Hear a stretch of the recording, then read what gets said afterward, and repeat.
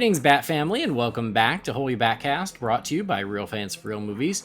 Make sure you visit our website at holybatcast.com or find us all over social media on Facebook, Twitter, Instagram, or YouTube. Just search for Holy BatCast, you'll find us. If you're a big fan of the show and you want to help support us, you can do that on Patreon. You go to patreon.com/holybatcast. As always, a big thank you to our patrons. You guys are amazing. You make the show that much easier to keep going, and that means a lot to us. So thank you guys. We really do appreciate it. We're part of the Real Fans Podcast Network, so if you want to check out some of those shows, you can check those out at rf4rm.com. And as always, I'm your Bat host, Andy DiGenova. You can follow me on Twitter, Instagram, or Letterboxd. Just search for my name, Andy DiGenova. That's it. That's the handle, at Andy DiGenova. Not very imaginative. Oh, well. This episode's been a few weeks in the making, but we finally got schedules to align, and it's not too bad. We're like 2 weeks late, a little over 2 weeks late, which is not terrible. We're finally doing our commentary for 10 years of The Dark Knight Rises.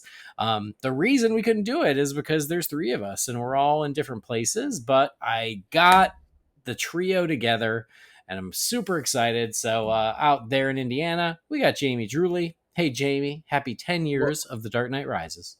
Yeah, I know that this delay actually makes it like the 10th anniversary of like my 5th viewing of the movie. So that's close enough. That's still worth celebrating. Yeah, that'll roll. Yeah, so, well, great. Also, down in Australia, it's Brendan Lowe. Hey, Brendan.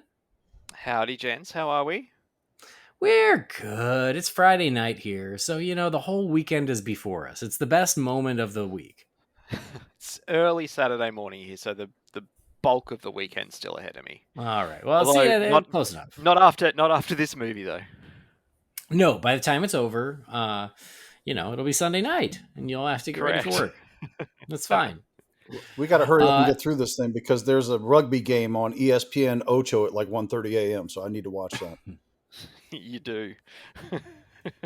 Well, inside joke. Okay. Sorry, that's an inside thing. Only me and Brendan really get that. I think Joe and Eric might. Yeah, they will. Andy's just sitting there thinking, Jesus Christ, not again. Whatever. I'm just listening for my name. Anyway, guys, we know that there's a lot of other stuff to be talking about around DC right now. We already talked about the Batgirl situation. There's more information that has come out since then. We are going to talk about that, but you know what? Let's just take a break. Let's do this. We've been wanting to do this for a couple weeks now. We're going to watch The Dark Knight Rises together as friends on a Friday night. And then maybe next week we'll talk about the WB Discovery WB. I don't even remember. We're going to talk about that next week and everything that we've learned and what we have learned and what we haven't and all that stuff. But for now, let's take a break from it and watch The Dark Knight Rises. But before we get to watch The Dark Knight Rises, we got to do another thank you, and that thank you is to Manscaped. They sponsor the show, and a big thank you to them. So I hope you guys, it's August now. We are getting ready for spooky season, but we're still wrapping up the summer, and Manscaped wants you to remember it is Smooth Sack Summer. If you haven't heard already, it's Smooth Sack Summer, so when you're playing in the summer sun, make sure that you're scaped from pubes to bum. Wow. That's right. This is the summer to keep your balls cool while still looking hot with Manscaped. The leader in below-the-belt grooming is making sure we all have a ball this summer by giving our pants partners everything they need to stay fresh. Dive headfirst into Smooth Sack Summer by going to manscaped.com. And for 20% off and free shipping, please use our promo code BATSCAPED. BATSCAPE, 20% free shipping. Do you want your balls as smooth as Bane's head? I think you do. You want to smell nice? So Selena Kyle will cozy up to you at some fancy schmancy benefit being run by a socialite? Yeah. Manscaped's got you covered. They're going to make you smell nice, going to make you nice and smooth, and there's great high-quality products, and you're going to get 20% off and free shipping, and you're going to support Holy BatCast by using that promo code BATSCAPE. So please go check out what they got for you. The summer ain't over yet. It's never too late. Do a little bit of shopping, buy yourself something nice, and use BATSCAPE for 20% off. I got to tell you, Jamie likes to say how, his wife likes how he smells with the Manscaped products. Swear to God, after we recorded the other day. No, last weekend. It was Sunday after we recorded on Sunday. I showered, put on my Manscaped stuff, my deodorant, my hydration spray, and then me and Catherine went out Halloween shopping. We were waiting in line. We were just like cuddling, and she's like, "Ooh, you smell so nice." And I was like, "That's right, it's Manscaped." So there you go. It was unprompted, and she literally said, "I'd live in your armpit. It smells nice." It was really nice of her. So that's all thanks to Manscaped. So yeah, do a little shopping this weekend. But if you're gonna buy something, please do use the promo code BATSCAPE for that discount. So I know we're in the swing of summer here and all, but we do need to make a little petition the way of Manscaped that fall is coming and we'll be needing the full line of pumpkin product for that. I do think we should start petitioning for that. Manscaped, the Pumpkin Spice Edition. Pumpkin scent for your pumpkins. Yeah. Excuse me. I got so excited that it made me sneeze. See? I'm onto something here. If they sold it, I would stock up. I'll tell you that. All you gotta do is put a pumpkin on the package. We can keep your pumpkins nice and trim and smooth. I'm pretty sure that's the point where my wife would tell me I stopped smelling good because she's not a pumpkin fan like me. But I don't know how you guys. I'd still do it for myself, though. You should. You should take care of yourself. All right, guys. Well, we are going to watch The Dark Knight Rises. I hope everybody's ready. It was released just a hair, just a pube hair over 10 years ago on July 20th of 2012. So yeah, it celebrated 10 years just a few weeks ago. And when we got one of these great anniversaries, we like to watch the movie together, talk about it a little bit. All right, well, let's get started with our Dark Knight Rises commentary as we've done it in the past. We're going to queue up the film, however we're watching it. I know I've got mine on iTunes, just on my iPad. And, you know, sometimes when we start at 000, it doesn't always sync up. So what we're doing is what we've done before, which is we're going to just hit play until the WB logo has filled the screen. We're going to all pause at that moment. And that way we're mostly synced up as we watch. I also know most of you are going to listen to this without watching the movie, and that's okay too. But here we go. I'm going to sync this up. Guys, you about ready? I'm good to go. All right. I hit play. I got the blue silvery WB logo. It's filling the screen. And just as it says a Time Warner Company, I hit pause. And that, for me, that's 11 seconds. Which is where I'm at as well. But you and I are watching in the exact same format. So that makes sense. All right, so we got kind of the gray-blue WB logo, a Time Warner Company. For us, it's 11 seconds. And for you friends at home, if you guys are all ready to go, we're going to hit play in 3, 2, 1. Play. And the logo has faded out. Oh, a legendary logo. Forgot about this. It's been a while since I've watched this. Been a while since the Legendary's been attached to a Warner Brothers movie too. That is also true. I did watch this when I was on paternity leave. That's WB. Did Godzilla versus... Oh, duh. Never mind. I thought it was. Oh, and the old DC Comics logo with the weird little flappy flap. I always hated that logo. I didn't like it either. I love the current one. Yeah, I liked the one before it with like the swishy star. Yeah, me too. All right, and we got the crackling ice. And I do love the continuity of how each of these movies start with the bat symbol, but in a different format, and pick up kind of right there where the Dark Knight ends, which is I appreciate that continuity as well. Of the funeral for Harvey Dent takes you right back to where we were with the death of Harvey at the end of the Dark Knight. The famous prologue. Yeah. I'll tell you what. Well, one thing I am going to miss watching this in commentary format with no audio is the friggin' music, because even though this is probably my least favorite of all of the movies in this particular trilogy, the music is by far my favorite of the trilogy. I agree. I was thinking that just in general. I mean, yes, for the music, but also I love Bane's voice. I know that it's sort of become like a joke and everything, but I just think his voice is awesome, and just something missing if I don't get to listen to him. Yeah. Littlefinger putting the screws to everybody here. And this was before I watched Game of Thrones, so I didn't even know it was Littlefinger. So the whole time I watched Game of Thrones, I was like, oh yeah, the guy from the beginning of The Dark Knight Rises. The Bane voice being a joke. I just watched the latest Harley Quinn last night, and Exactly. It That's exactly certainly, what it I'm referring certainly is to. that. Yes. But it's such a good voice. I love it. I do appreciate how cocky Littlefinger is as this CIA agent. He just thinks he's so cool. He's got it all under control, and things are about to take a turn. But yeah, I went and Speaking of Harley saw. Quinn, I started watching season 3 today, and the escape room thing had me dying laughing. I really like that episode a lot. It was great. Yeah, I went and saw what was it? Mission Impossible in Yeah, Ghost IMAX just so I could Protocol. watch this. Yeah, that's what it was. Ghost Protocol. It's just which is weird because that's a Paramount movie, but yeah, I went just so I could watch this and all the drama about couldn't understand what Bane was saying and which is honestly kind of a blessing in disguise because then they remixed it and now you can totally understand him. Mm. I watched that on a nefarious platform because I didn't go to the IMAX to see the prologue, so I had to track down a copy on the interwebs, and I had a little trouble with it, but honestly, I had a little trouble with all the audio. It wasn't just his voice, so I thought, It was also just I think the audio mix was off when they did that initial sneak peek and I don't know if it was I always going to be remixed, or if it was just complaints, but I think that it was for the best. I had no choice because we didn't get it released in cinemas here, so Well, that's shocking. right? man, tell me he doesn't sell every bit of this performance with those eyes and the way he looks at people. Oh, he's great. His performance in this is extraordinary. I love it so much. Again, I love the voice. I love the physicality. He's terrific.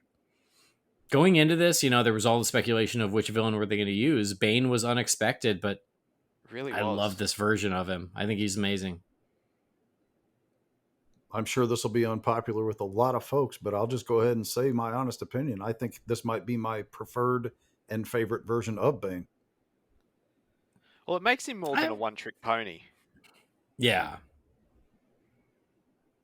I mean, he was created with the sole purpose of breaking Batman's back, which he did. But then when you sort of take that away, like I know there's, they've done different things with him in the comics and stuff, but essentially that's what he was created for, and he served his purpose. Yeah. This was a bigger, grander version of something that happened in a Bond movie. Oh, okay. Yep. Well, you always could see the Bond influence in the Nolan films, but I think this was just another spectacular opening. It did, I know that Nolan says, oh, I put everything into it. I don't think about the next one, but I'm sure that it's like, oh, how do I top that Joker heist from The Dark Knight, which is a natural thing. And I do think that this is, I don't want to say better, but it is certainly bigger. It is different, but I think it lives up to what he did in The Dark Knight. It's a great opening sequence. I know this is something that's probably going to come up a lot during this commentary, but this section here for, an example, like they go out of their way to do a blood transfusion midair to explain why, they would think Dr. Pavel is in the plane wreckage. Mm-hmm. Mm-hmm. And there's so many other things that they just don't explain. Well, I mean, but even that, like, there's no way that got enough blood into his body to fool anyone. You just have to go with it. Yeah. It's just funny for, like, particularly the first movie of this trilogy. Like, they go out of their way to give everything an explanation. And in the finale, so many things are just like, but how? What? How did that happen? Yeah, don't worry about it. Don't worry about it. Forget it. Yeah. I will say these shots here where when it falls away and Bane is holding him and this, like, man, I do wish that this was formatted for IMAX in iTunes because it was really epic.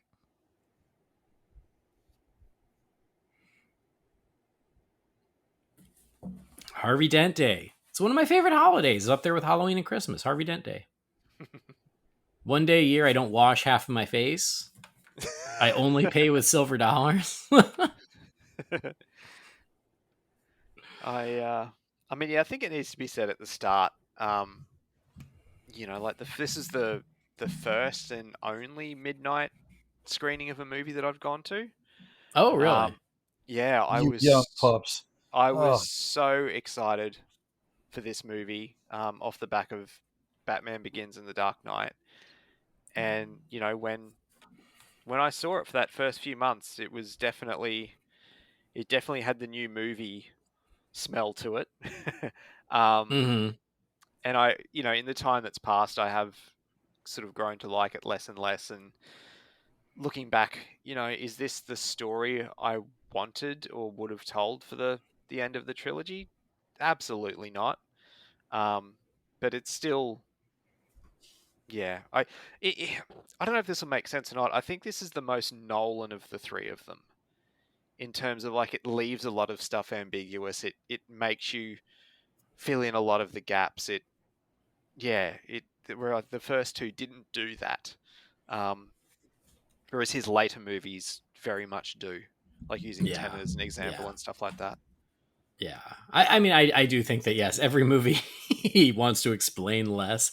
Um, I agree with you. I've had a complicated history with this movie, but you're right. Like going to see it opening night, I went to the trilogy. We watched all three in the theater. Same here. Yep. Yeah, and my dear friend Dillip even came out to California and we did it together. And we were walking out, and I just refused to admit that this movie was anything but perfect. Hmm. I wanted to love it so much. I wanted it to be this perfect ending to the trilogy. And then as time went on, I had to just be a little more real with myself in the movie and recognize some of the flaws or things that I don't love about it. But at the same time, even when I revisit it now, I still really, really like it. There's certainly things about it that I think it's the least of the three, but Hmm. there's still so much that's great about it too. And, the good far outweighs the bad, in my opinion. Like, way far. and this, Yeah. I mean, and I think one of my biggest issues with it is this essentially what's happening right now, which is this whole setup of, oh, it's been 8 years and Bruce has become a recluse and the Harvey Dent Act has allowed the police to jail people unlawfully. And like, there's so much table setting of being like, to create this end of Batman story where they had to jump forward 8 years and they had to, like to try and turn it into a version of the Dark Knight Returns. And I just feel like they didn't need all of that. Like, that gap has always just bugged me. And that's one of the things that I Yeah. don't love about it. Same. Honestly, and we've said this very much with the transition of Man of Steel to BVS. I would have certainly welcomed another movie in between The Dark Knight and this and make it a quadrilogy instead of a trilogy, but it just wasn't Mm-hmm. in the cards to happen. Mm. Yeah. And maybe, and I don't know this. This is purely, an opinion or a question that I'm going to throw out. Maybe this was Nolan overshooting himself and realizing he didn't want to do 4 movies. He only wanted to do 3, and he had to sacrifice some of the better storytelling angles, if you will, I don't I know in if he mean, doing it wanted this to way. do this right three. here, this dialogue of, oh yeah, Gordon's wife left him, ran off to Cleveland. Like, there's all these plot contrivances like that to like close off different story points that to me just feel forced and inorganic. And I do think a lot of it is that, yes, he wanted to make 3, he wanted to do the trilogy, but he was trying to close down every road so that nobody could touch his trilogy, which I understand as a creative, but at the same time, like, it just, to me, it makes a lot of these decisions, especially in this first act. And once we get into the second act and we really get into the adventure, I'm much cooler with it. But this first act of just trying to set up the new status quo of this, yeah, this, you know, Did you guys reclusive Bruce shit who's yourself limping in the around. cinema when that arrow hits the the target like I did the first time I saw it? No. Holy hell, I jumped. I think Bale does a nice job of looking kind of ragged, the way Mm. that they're describing him to be later on in the film. Well, I he's think he kind of the sells that really king well. of body transformation for roles at this point, isn't he? Oh, yeah. Yeah. Even before he got the Batman role, he was like that. Just look at the This difference between American Psycho and The Machinist. Yeah, exactly. this turn by Anne is Oh, the God, best. she's so good. This is where I It's was the like, best. okay, she's Catwoman. Yep, she's so good. She might be my favorite living actress right now. I love her so much. And I've always said that there's story things I don't love. There are story things I really do love, but Anne Hathaway and Tom Hardy's performances in this movie are so good, so entertaining, that I just can't dislike the movie. They're just both so much fun to watch. And right here, she just owns it. She makes that turn, and she is in charge, and she knows exactly what she's doing, and she's amazing. Before obviously the Batman came out this year with Zoe Kravitz, in terms of big screen Catwoman, my train of thought was always, Michelle Pfeiffer had the best costume, and Anne Hathaway was, Catwoman from the comics, essentially. It'd be wonderful to try and fuse those two together somehow. Yeah. I do feel like I'd like to fuse all three of them together. Yeah. Because I think there are elements of all three that are amazing, and I do like all three of those Catwomen. But I do think if you squish them together, you end up with the perfect one. Here's John. If that's his Oh, real thank name. God. Thank God we spend so much time in this movie with this mother. Okay, so we're putting the explicit tag on this one as well? I didn't mean to, but I mean, we'll see. You kind of have to now because you can't edit it. kind of have to. I like JGL, but this is, again, I mean, you always say this about Batman Returns, Brendan, is like, why am I spending so much time with Max Schreck? I mean, that's how I feel with this. This is the final chapter of the Dark Knight trilogy. Why do I spend half this movie with John Blake? Why do we spend 3/4 of the movie without Batman? That's my biggest issue. Do we ever get to a point where we feel like they were setting it up to where Nolan said, if you guys are going to fool around with my universe, you're going to do it with this guy, not anything that I've done? You know what I mean? Because it's very open-ended, but it can also be open-ended to the point where that's the closure of it.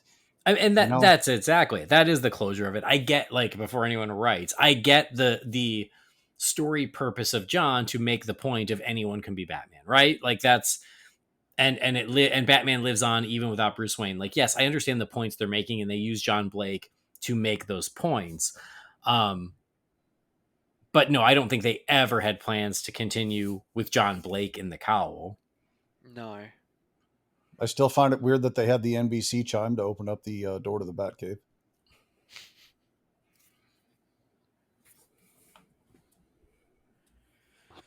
I do love this Batcave, though. Oh, I do too. Actually, I don't know of many Batcaves that I've seen on screen that I don't really like. So, to be fair. Yeah, and I will also say really is like I love the Dark Knight. I thought the Bat Bunker in the Dark Knight was a cool, nice change, but I am very happy that for this one we went back to the Batcave. Yeah, I love how they recreated the that famous Catwoman comic book cover for the mugshot of Selena Kyle too. Mm-hmm. Isn't there that one there? Isn't there a typo on one of the newspapers or something that people have picked up on over the years? Is it Heist? Heist, yeah. Heist was misspelled. It should be Heist, not Hiest.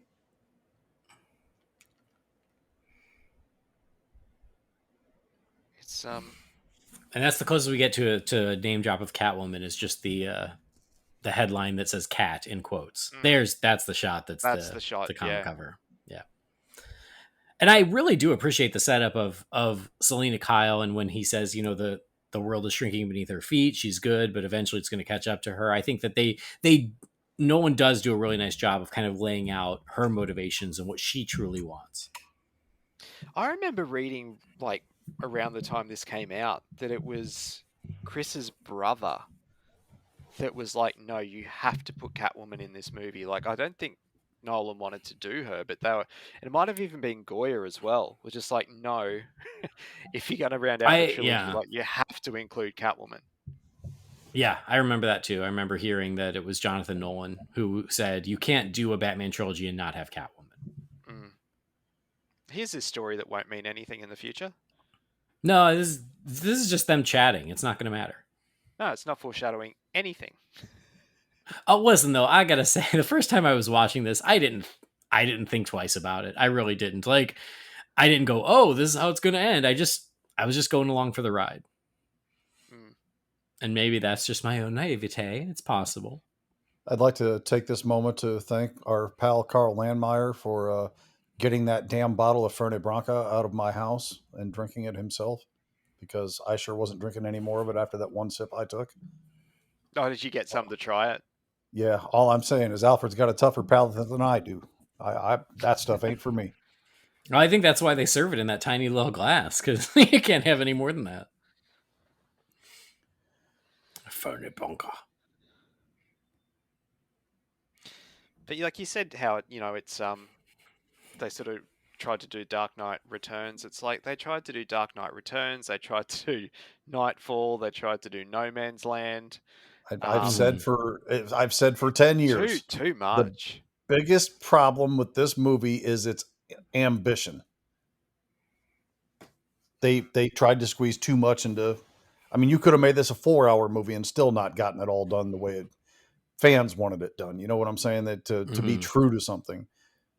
But when other companies take abridged versions like that and completely change characters and things, it doesn't seem to be a problem. I'm just saying. I mean, I don't know. Like I'll kind of disagree a little. Is I mean, yes, they are trying to put in a lot, but I do find it to feel cohesive. I feel like they're able to incorporate elements of all those stories in a way that doesn't, to me, it doesn't really feel overstuffed. I did think the chalk bat as sort of one of the icons or the marketing hooks of the movie was unexpected, but pretty cool. I had it on the back of my car for years because they gave me a decal at the screening. Oh, nice. There's a street parade that happens annually up in my hometown, and for the carnival that happens every year, and they always give chalk out to people to just draw on the street and the footpath the day of the parade. And you better believe that year I got a piece of white chalk and was putting white bat logos all over the footpath and road. Well, you learn how because of that scene, right? This guy looks like a waxwork. Mm-hmm. She is so magnificent in this scene, and actually, she's so my great. favorite performance in the entire film is coming up in just a moment. I know exactly what you're talking about. You've all heard me talk about it before, but she does it better. First of all, I think it's a great talent when an actor can do that and make it look natural and just sell it that well. But I've never in my life seen anybody do it better than her in this moment. And she plays it so cool. I mean, she just radiates that confidence and that coolness that you would expect from this character, And I'm not even a Catwoman fan, but even I'll acknowledge when I see something done really well. Oh, absolutely. I mean, she's one of the MVPs of the movie. You could even say she is the MVP of the movie. I love how she's got a fallback plan, like using old mate's phone. Yeah. And I can't remember that actress's name, but now she's on Ted Lasso. All grown up. Oh, it's Juno Temple? That's what it is, Juno Temple. Thank you. But yeah, when I started watching I didn't Ted Lasso, know that was her. Oh my God. She walked in, I'm like, oh, she looks familiar. And then you said Keeley is instantly where my head went, but that's not the actress's name, obviously. Yep. But Ted Lasso was phenomenal. Yeah. Everybody should watch and that. This was one of those. I mean, this is the same thing where every bit of casting, she was cast. They said, "Oh, Juno Temple in an undisclosed role." People were like, "Oh, Batgirl! It's going to be Batgirl." and I always say, always Batgirl. No, not every actor is playing either a hero or villain. Sometimes they're playing just a person. So, Bane's sort of henchman, hitman out here with the sniper rifle that we see very soon. Was he there to take out Selena? Because, he's just kind of there and starts shooting cops. Here it is. Yeah, this is it. Yeah. And as soon as they're out of sight, the way she owns this whole scene and plays every angle is just flip the switch amazing. right there. That is so freaking perfect. Yeah, I love it. And there's Thomas Wayne from Joker. It's too. Actually, shit, it is too. I don't think I ever realized that. Yeah. But why is Bane's henchman there with the sniper rifle? Because they didn't know that Selena was going to, sort of turn things on them. Well, like, I mean, was he there to take out Selena? Like, well, Daggett's guy is working for Bane. So yeah, maybe true. he's just there as backup, making sure that that guy gets what he's supposed to get from Selena. Yeah. It's Bane keeping an eye on his investment. I'm sure it was randomly to bring George of the Jungle into it. I think it was on the episode of Disorder doing George of the Jungle, where you said, the rule is in a movie you're allowed one coincidence. Yes. There seems to be a lot more in this movie. Mm-hmm. Because as soon as you said but that, they call it out by saying, "Well, you're a detective now. You can't believe in coincidence." just there seems to be, like, Bruce just happens to have created a thing that can be turned into a nuclear bomb, and there's a lot of things that just conveniently happen. Yeah, well, they happen that way in comic books too, but nobody ever eats their lunch over it. Just this movie. Like I said, I think it's because the first two, particularly the first one, he went out of his way to explain everything and give everything a legit reason, and it's just not there in this movie. Well, you know what? Joe and Eric, in their discussion about this over on The Fire Rises, brought up a great point that never ever crossed my mind until they said it. I know Everybody praised these movies for the realism, but there were a few people that were all like, "Oh, they should do more comic booky stuff in these movies." And then when they do comic book like stuff in these movies, they get pounded for not being realistic enough. It's like you can't have it both ways. So I don't know. I appreciated that. Matthew Modine, the son of a bitch. He was playing the Riddler. I'm just kidding. Freaking Papa. It's weird. It's weird seeing him without the big white wig. Yeah, I know. Well, it was 10 years ago. I remember Matthew Modine was he was like so excited to be a part of this movie that he was out there he was just like the biggest supporter, like every interview. Oh, you guys aren't ready. It's so good. Well, somehow they managed to top the Dark Knight. Oh, I mean, no, absolutely. I love that, actually. I love how excited he was. I don't think I'd ever heard of him before this movie. What? Really? Oh, he was a big deal in the 80s. That's the thing. Like, I don't think I'd ever seen him in anything prior to this movie. Yeah. I mean, I'm sure they a lot do of people such a good job of making him look gigantic throughout this movie. They do. Yeah, they really do. I mean, credit to him for putting in the work at the gym too, but I mean, just the way it's shot and angled and presented, that even though Tom Hardy isn't that massive of a person, they sure do a good job of making him look like he is. Well, it's like what they do for Tom Cruise in every movie. Or Stallone. With the Matthew Modine thing, like, I'm sure people had the same feelings I did with him with Eric Roberts in The Dark Knight. Like, I mean, I knew him because I'm one of the... Rutger Hauer in Batman Begins. Like, I loved how Nolan took these less respected. I mean, I hate to say it that way, but you know what I mean? Like, just unexpected actors like that and puts them in and gets these great performances out of them. And I always appreciated that about his casting. Yeah, like, I knew Eric Roberts because I randomly saw The Best of the Best when I was a teenager. Yeah. But aside from say that, what you want about that movie. It's got one of the best endings of all time. I love the follow him. That's so good. Yeah. He's such a evil bastard of a villain, and I love watching him. He's menacing. He's truly menacing. Yeah. And he does a lot of the stuff that I talk about with Bane being more of a strategist than just a blunt force instrument that so many people try to portray him as. This movie does a nice job of portraying the brain and the brawn, I think. Absolutely. Absolutely. That's why I think this is my favorite version. But I'm sorry, I interrupted what you were saying. No, it's okay. I was just going to say, to Brendan's point about the coincidence, the fact that wherever Gordon goes, he's got his confession in his pocket, like that kind of stuff where you're like, oh, okay. Yeah. And the fact that people just buy it, it's just like, but yeah, it's not like Gordon's saying it. This is not the same night as the big event. This is a week later or whatever, right? And he still got his speech in his pocket. Right. How do you guys feel about this? I hate it. Okay. Yep. I tried so hard to like it. in the theater. I tried so hard to justify this nonsense, and it's It's nonsense. it's very much their nod to Tim Drake, I think, but That's what I took from it it's too. not done Yeah. that effectively. I don't think If it it was their works as nod well to as. Tim Drake, then John Blake would have actually done some detective work and discovered it that way. But the fact that I saw you when I was a kid and I noticed your smile was fake, so you must be Batman. Come on. Mm.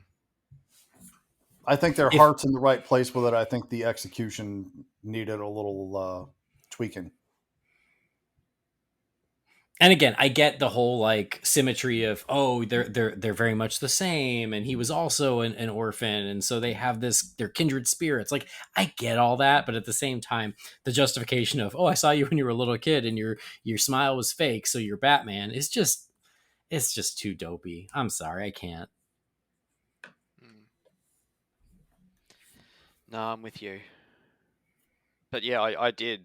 Um, I loved Blake for the first 6 or 7 months after watching this movie for the first time. It was like he's the perfect amalgamation of Dick, Tim, and Jason. He's but it's just sort of you watch it now and like I said, the new movie smell sort of has definitely faded. And it's like, yeah, no, the execution wasn't great. But like I'm with Joe and Eric when he said his name was Robin at the end of the movie. Spoilers. I was just like, like I thought it was so clever, and but yeah, no. See, I was waiting for him to say his name was Richard Grayson, and when they said Robin, I was just like, eh. So Richard that one never Grayson would have been better. landed with me because of that. Yeah. Maybe that's the fault of my own expectation, but I'm with you. I don't know. Grayson would have been better.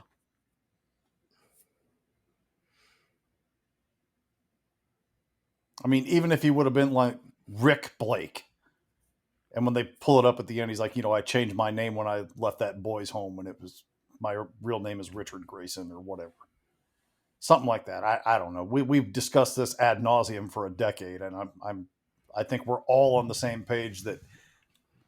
Again, I think the heart was in the right place, but the execution needed some tweaking.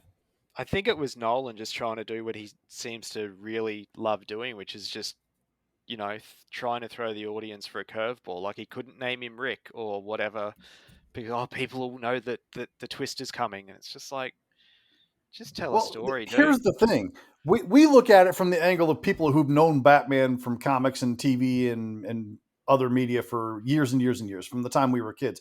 Does the general audience that goes to see these movies, that ensures that they get to these astronomical numbers, are they as attuned to that sort of thing? Does that twist work better for a casual fan that only goes and sees Batman in the movies than it does for somebody who watches Batman cartoons and animated films and comic books and collects the toys and all that other stuff? So I don't know. I try to keep my mind open to, maybe they were trying to go for more of a broad appeal.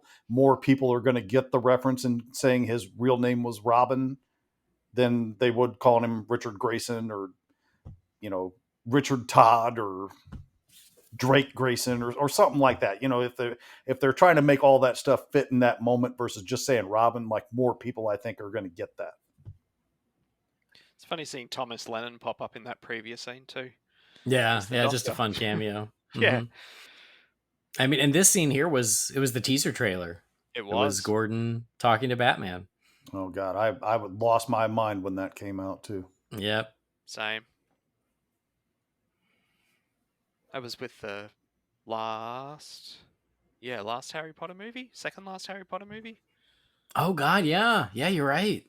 That's the only Harry Potter movie I've seen in the theater, and I went just to see that trailer on the big screen.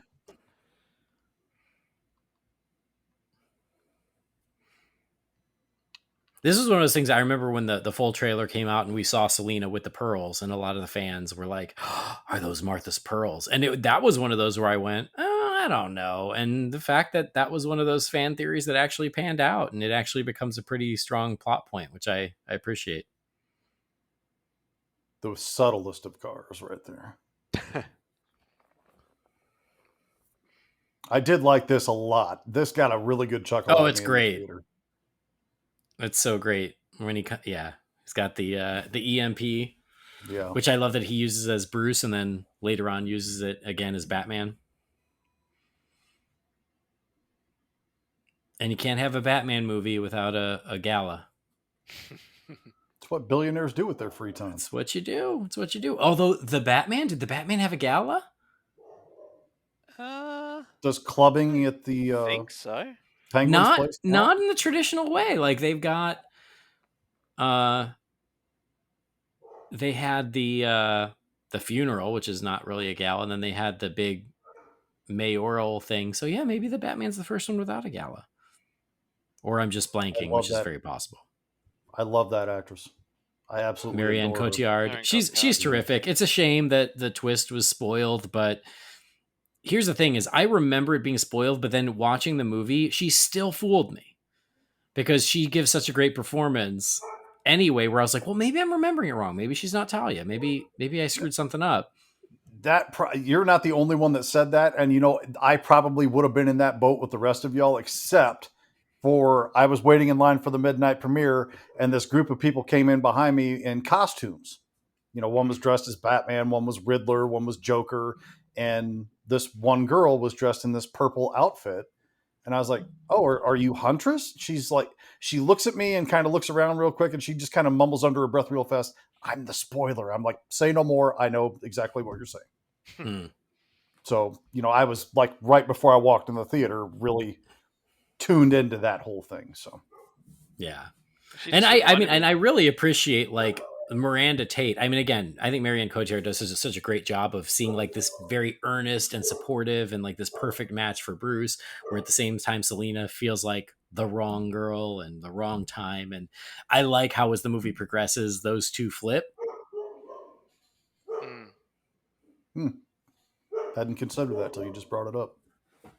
And my dog is really And this sequence between the two of them is great. You know, yes, absolutely. Bruce and Selena dancing, sparring verbally is really great. The dialogue's great. The performance is great. I do love this scene. I mean, this is my favorite living actor with my favorite living actress. So how can I not be pleased by this? You know. Yep, and it doesn't disappoint.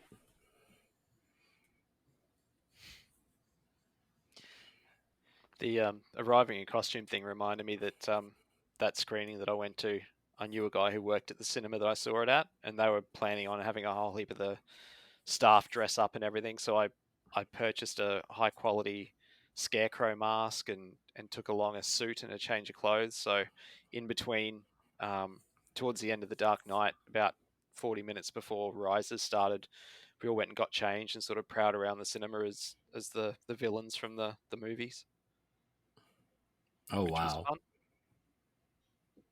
Which is weird considering what happened opening night of this movie. Well, yeah, this was 48 hours prior to that over here, though. Yeah. And this. Her delivery of this, how you could live so large and leave so little for the rest of us.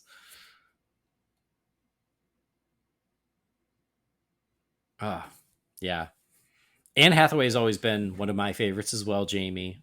I like Catwoman more than you do. And so when she was cast, I was just so excited. I was like, this is perfect. This is all I could ask for.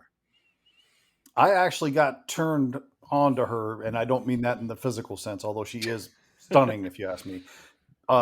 Because when she got the role, I immediately started watching a lot of her movies. You know, I didn't watch like Enchanted or whatever the Ella Disney Enchanted? princess. Yeah, I didn't watch Princess those, Diaries like, 1 and 2. Love and Other Drugs was one that Mhm. I watched. There were probably 3 or 4 that I watched, and I was like, wow, this actress is really super good. And my daughters really liked her in those other movies because they were at the right age at that time for princess movies and things like that. So they knew her from that stuff, and they really like her a lot. Lucius. Old reliable. Morgan Freeman, man, you talk about a global treasure. Yeah, he's amazing. I've never seen a bad performance from that guy, ever. Especially Driving Miss Daisy, right? Am I right, Jamie? That was a really good movie. Y'all need to get off me about that.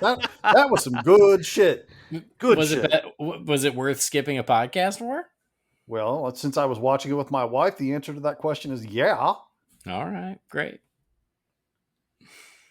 Did you guys have a similar reaction to me when you heard the name Daggett being mentioned in a Batman movie? Obviously, being I fans of did. Batman I the did. animated You know, series, yeah. it threw me off that he had a different first name. So I was like, wait, why wouldn't you just do Roland Daggett? Why did you do John Daggett? Because John is a far more sinister name. That's why. I guess I just was like, it was one of those things where I was like, well, why would you go this far and then not just commit? Maybe his name was Robin Daggett. He changed it. Oh, there's a deleted scene. You know, you should use your birth name, Roland. Ben I hate Mendelsohn is another terrific actor though, and I Oh, think this was certainly. the first thing I saw him in. He'd done a lot of And stuff. yeah, He'd done a lot of Australian movies prior, but yeah, he seemed to start getting a lot of Hollywood movies after this one. yeah, and he blew up after this. But as Daggett, he's terrific, and he gives a great performance. Mm. He's so sniveling, and you can't wait till Bane's going to turn on him, and it's amazing. Oh, when he does, that's a hell of a scene. We'll talk about that when we get to it. Yeah. I love that. Oh, now you're just showing off. Did you guys like the Bat? Yes. I could take it or leave it. Yeah, Very I'm much always like with handy. the Tumblr, the aesthetic design is not the most amazing thing in the world, but the application and the way that it's used in the film is freaking amazing. I don't dislike Yeah. it. And I appreciate that. As the movies progressed, it's like we did need a flying vehicle, and a jet makes less sense. A helicopter makes less sense. So sort of this flying hovercraft vehicle, I get it. It's just, yeah, I'm just not in love with the look of it, and especially at the Yeah. expense of having a real Batmobile. Yeah. Look, I like the look of it in the way that you can tell it's from the same family as the Tumblr. Like I do Yeah, for like sure. that, but I would rather him have been given a Batmobile, or Yeah, a new exactly. Tumblr or something. Given that there's like Exactly. 50 Tumblrs in this movie. I like it when people got mad about that knee thing. They're like, "Oh my god, it gave him superpowers. How dumb!" I'm like, "Did you see the Dark Knight when he bent the barrel of that gun? Same technology, people. Same guy doing it, just in a different spot." I just feel like the knee brace moment here, like it doesn't amount to anything, so it's just I feel Well, like it you don't need amounts it. to him being able to overcome his physical issues that he's having at this moment, I think.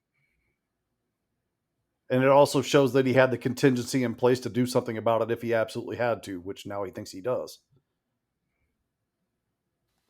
It just Which feels to like me a feels very, very Batman. very quick answer to something that so Well, far in the well, movie it is, we've but been it hearing doesn't is a problem. factor. It doesn't factor into the story at all, other than Yeah, he I was get what you're saying. limping, and this is why he's not going to limp anymore. Like it's just like okay, but then from this point on, it doesn't come into play. I just feel like Yeah, it's like a it weird doesn't extra element, fail on him in the Bane fight or something, for example. right? Or it doesn't like help him either. It doesn't do anything. No. It's just there. I do love Alfred giving the Bane origin, because Michael Caine's just got one of those voices anyway, and when he shares the background on Bane, it's really good. And he's got testicles the size of tangerines. I do a great Michael Caine. Now, him, I've been a big fan since Jaws the Revenge. I mean, how could you not? Hey, I own that movie. I'll say it I without do shame. too. I do too. I watch it at New Year's. I think similar to people my age, my introduction to Michael Caine was Muppets Christmas Carol. God, you're so young. You make me sick.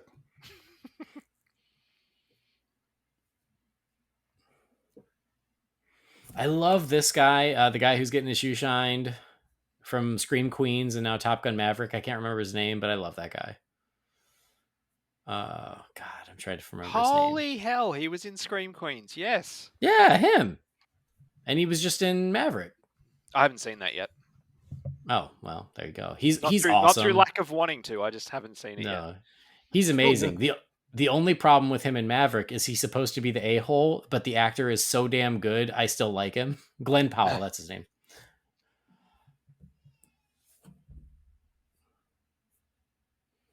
I do really like the aesthetic of Bane in this.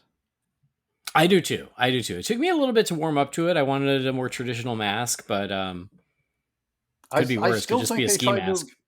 I still think they tried to amalgamate Bane and the mutant gang leader from Dark Knight Returns, and that's why that look wound up the way it did. Actually, I can see that too. Mm-hmm.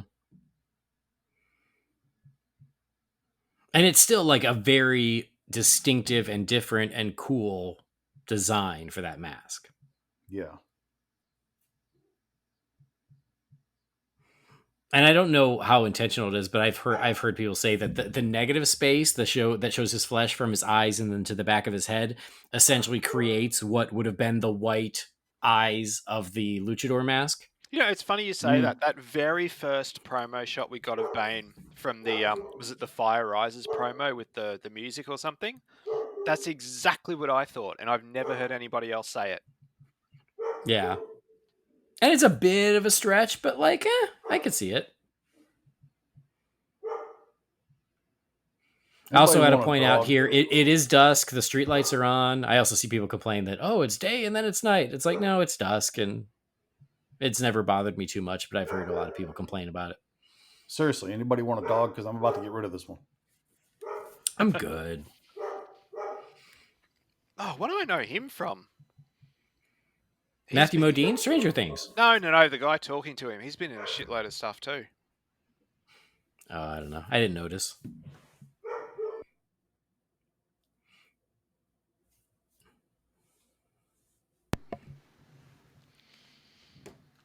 Everyone's got a contingency for everything. Like they know what's going to happen. It's so well planned out. Mm.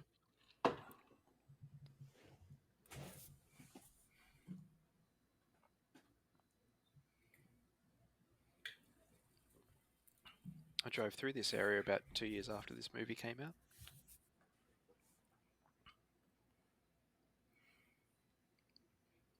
I just knowing where this is going. I like knowing time to go mobile. Yeah. Knowing that he's about to take all of Bruce's money, right? Like you'd think that they would do it in a much less aggressive and conspicuous manner.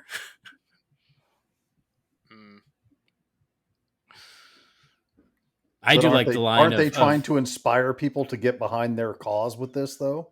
Well, this has always been, but this has always been an issue, is because then the next day when they go, "Oh, you're broke because you made all these trades," it's like, y'all saw that a bunch of mercenaries broke into the stock exchange and made those trades for him.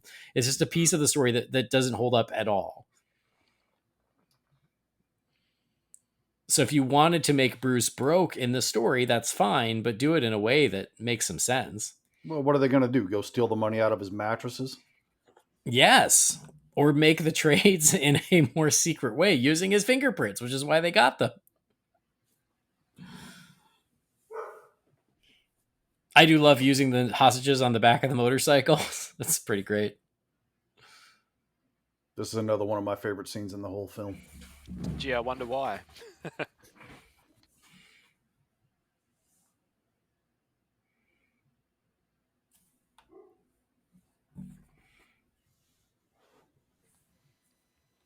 God, I miss having the music for this.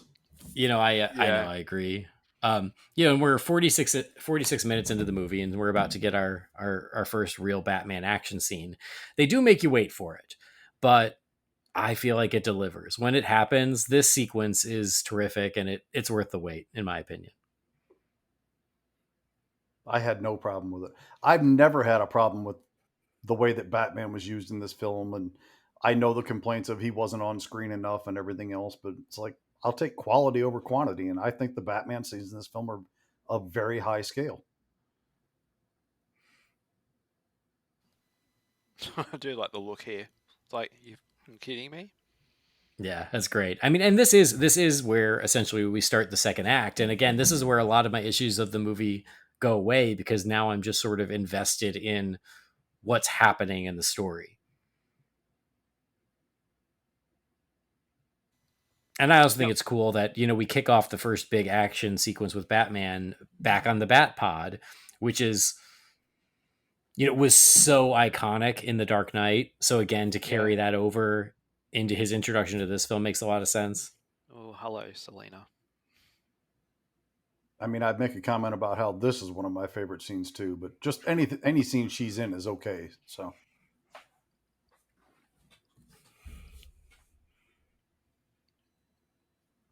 and I've people just always said, refuse to do a Catwoman mask the right way. I don't get it, but hey, whatever. Hey man, I was disappointed with this until recently. yep. I didn't mind this, to be honest. Like, it felt like an updated, more realistic version of the '60s costume. Oh, I mean, much like the new one from the neck down, it's great. I just like her name's Catwoman. Just make her be Catwoman. You forget how good Bale looks in the costume. Like, after seeing, Affleck in the way he looks for the last, almost 10 years, and then you sort of look at Bale and you're like, geez, he's skinny. But he looks so good in the costume when you see it in action. Mm-hmm. Bale's not a small guy. He's just No. not as big as Affleck.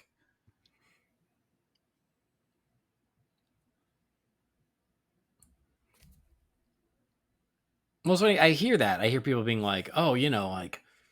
Especially about Pattinson. Well, it's nice that Batman's not a tank for once. I'm like, what do you mean for once? The only one who looked like a tank was Affleck. Every other Batman was a much more realistically sized man. People that say that aren't young enough to remember standing in the comic book shop arguing that Michael Keaton was too damn scrawny to be Batman. Yeah. The 'Cause that only happened one a the lot. only one who looked like a monster was Affleck. Everyone else looks like a pretty normal guy. I love this with the footstep. Yeah, and the music when that happens. Mm-hmm.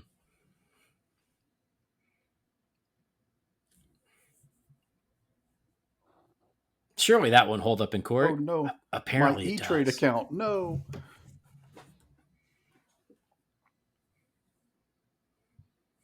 He does look great right there.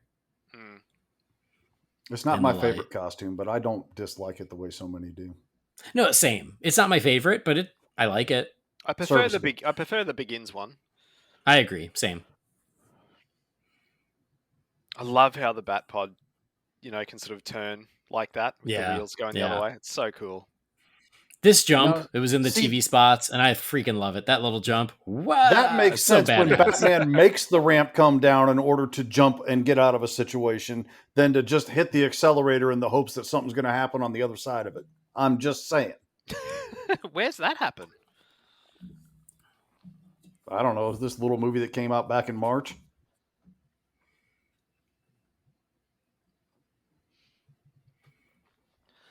This would be an epic scene to see being filmed, like just being in one of those buildings, like the amount of cop cars going down the street, chasing the stunt rider on the Batpod would have been awesome. I love that. Yeah. I still am not entirely clear on how those wheels work, but I don't really care. They're awesome. No. They're so cool. It's great when Catwoman's riding it later in the movie and it does it too. It is. It is great when she's riding it. And the Batpod. This vehicle has the quietest startup engine in the world. And the rule that every time you've got a megaphone in a movie, it has to do that squeak thing. Every movie. Yeah. And there's a bat who can fly. I like that. Are you sure it was him? Hothead. He's such a hothead. Isn't he?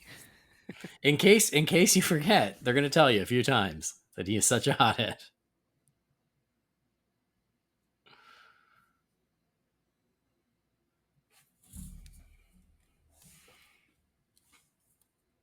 Can we get some girls?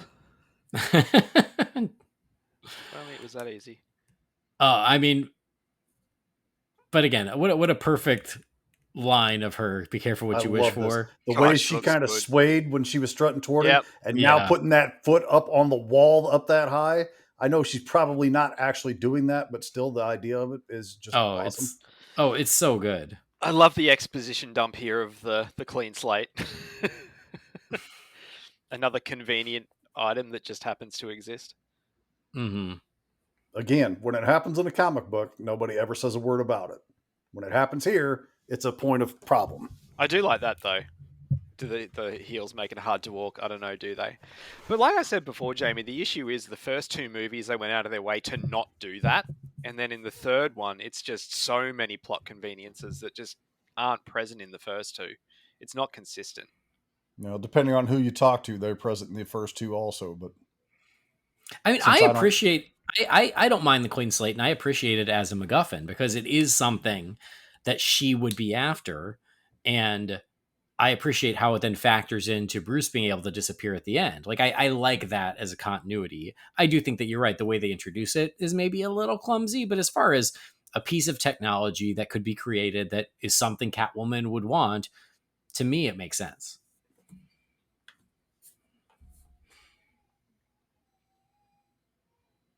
Wouldn't you just need like someone who's really good at IT though, that can just wipe records? Yeah, there's still a trail you can I follow don't with it, know. though. That's I the don't idea know. behind this program: is it wipes out everything and misses nothing. It literally erases you from existence, which is still kind of an unrealistic thing in Oh, I love most the leap. cases. But The leap off the roof. Yeah, How he that was puts the great. well, legs up. and just and him up This whole there when he scene. says they just don't care. Yeah, People talk about Nolan can't shoot a fight scene. I like this one just fine, thank you. I agree. I think it's great. It's not the Martha rescue, but I like it.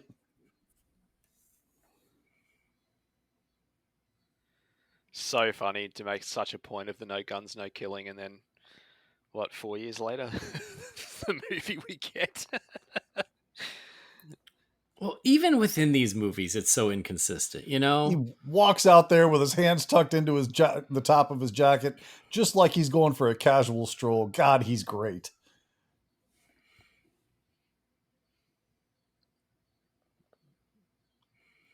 No guns, no Look at killing. that. No, now Look now at get that. into this vehicle that has machine guns on it. Let's go. Yeah, true. No, vehicles is okay, but in his hand, it's not. Never mind one of the most highly praised Batman stories ever told. He's holding a gun not once, but twice. I don't get as up in arms about it, but I also understand how in this trilogy, it's inconsistent. God, I can't take my eyes off Hathaway when she's on screen. She's so good. I haven't watched this for a while, so you kind of forget. Well, and that's just it. Is yes, there are certainly nits to pick, but whenever I do rewatch it, I'm entertained. I really love watching it. I have a great time watching it, and a big part of it is Hathaway and Bale and Hardy. Like they're all so great in this, and it's a really entertaining movie. I do believe this is the one scene that I've never been able to get over in coming right here. Or very soon, anyway. When she disappears? Yeah. What's your Is issue it with that she disappears, or is it what he says? It's what he says. All you needed in that moment was for him to smile and get back inside the bat. You didn't need that line of dialogue, and it just irks me. See, the part that's I get it, but I also don't mind it. I don't mind it. It just always bugs me that people are like, why did he use the Batman voice? It's like no one else is there. It's like because he's in the damn cowl. He's Batman. Right? Like that's who he really is. Bruce Wayne is the mask. Like it bugs the hell out of me that that's been a complaint for all these years. And I think Joe and Eric might have even said at the end he shouldn't have used the Batman voice talking to Gordon. It's like no, because that's who he is.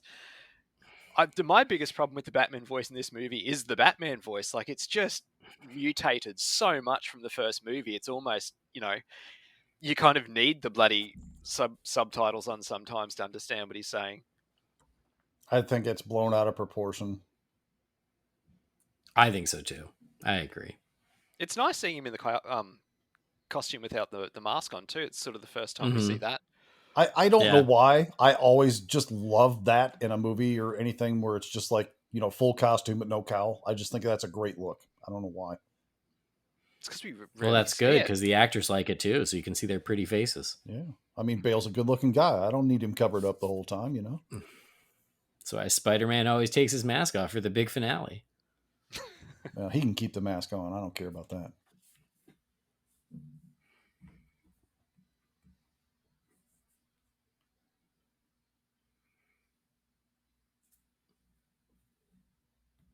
I can see I'm going to be on a Christian Bale marathon tangent after this.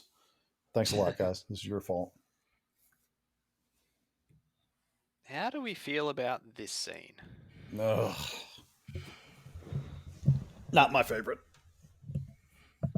I get why it's there, like how Andy was saying before, like that kind of clean house with a lot of the characters. But I mean, it's Alfred. Yeah. This Unpopular opinion as it may be, I think it would have been better if he'd have stayed and they'd have killed him. Gives the movie more stakes. Follows the line with the Dark Knight Returns, because Alfred does die in Dark Knight Returns. Again, it feels like a plot contrivance just to take Alfred out of the movie. And it doesn't feel organic. And I appreciate what they're going for, but it also just feels like his argument from the moment the movie starts just feels very odd and to me inconsistent. And I'm not even talking about inconsistent with previous films, but just the argument he's trying to make about like, oh, they don't need Batman anymore. They need Bruce Wayne. And then, but like, what's the movie trying to say? Because in the end, the movie shows that that's not true, because he was right to shelve the energy project because there was someone ready to use it in the wrong way. I just feel like it's a very muddy message as far as what it's going for. And to use Alfred as the voice of that message is weird. To then push it to this extent, to me, it doesn't really work. I think this Alfred, and this is my own take on it. I think this Alfred has always fully supported the idea that was presented by Bruce in the beginning of this series. Batman's a symbol. It can be anybody, and that evolved over the first two movies. And I think Alfred at this point realizes he can step away from it and do good in other ways. That's why they present it the way that it is. And he doesn't want to see Bruce get hurt because he thinks he's past his prime, too many problems physically to match up with a threat like Bane or something like that. And he's got a genuine concern for his safety in that moment. Really well acted. He's always expressed that he's concerned for him throughout, but I don't know. I feel like it's consistent enough, but I also feel like removing Alfred from the film in that way, I don't feel is as effective as it could have been. Mm-hmm. I love the emotion that Michael Caine shows in the scene, though. Yeah, he acts the hell out of it. And So I think I would buy it more if, like, the previous night when Bruce went out as Batman, he almost got killed. And then he's about to go do it again, and Alfred's like, no, you can't. Like, but Bruce just proved his point of like, oh, I can still do this. I just did it. And Alfred's like, yeah, but because you got some fancy new toys. I don't know. Like, I appreciate what they're going for. I do. And it kind of works, but I just felt like there was a better way to do it. And Lucius did say right there, long term, we may be able to prove that this was fraud, but as for right now, you're broke. Yeah, but that's bullshit. That's bullshit. Those trades would never hold up. The stock exchange was literally attacked by mercenaries with machine guns. How would any trade be allowed to stand? But wouldn't they have to investigate everything? Because they didn't trade with everybody's accounts. Exactly. No. Listen to me. They would have to investigate everybody's account, and there would be people that literally would be trying to get in on that action for what stocks are going to drop and fall in that moment. There would be people corrupt enough to say, hey, these guys just busted in there and screwed with a bunch of things, figure out which account or which stocks they were going after and get in on buying or selling those stocks like right now. And they would have to investigate all of that shit to figure out who actually was victimized by these people and who was trying to take advantage of the situation. That makes sense to me. I can see both sides, but yeah, no, Jamie, it's a little because nobody convenient. was still trading while the armed mercenaries were in the stock exchange. Everything came to a halt. You think that it only takes place in that one room? There isn't someplace in New York or Los Angeles where it happens? If they could have done it outside of that room, why the hell did they come in with machine guns? Why couldn't they have just done it online? I'm just saying the stocks can be done from many, many places. That's why they have E-Trade but I'm sure accounts. You can also tell the one they just did for Bruce Wayne using his fingerprints. Yeah. is pretty easy to hone in on. It's convenient. Even on opening night, I was like, "What? They're letting that stand? Come on, no way." I do like the entrance to this little hidden bunker thing, though. That's kind of Oh, cool. it's pretty badass, yeah.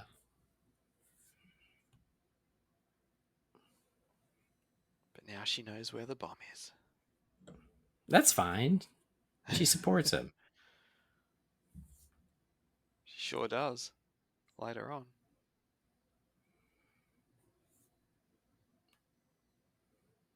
God Daggett's a son of a bitch in this. I know he is. He's such a wiener.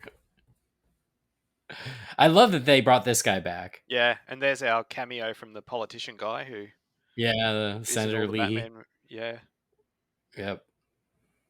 It's like I remember the last time Trump was impeached, I was watching it and I was like, hey, it's the guy from the Batman movies. Like he was like the main speaker or something. Mm-hmm.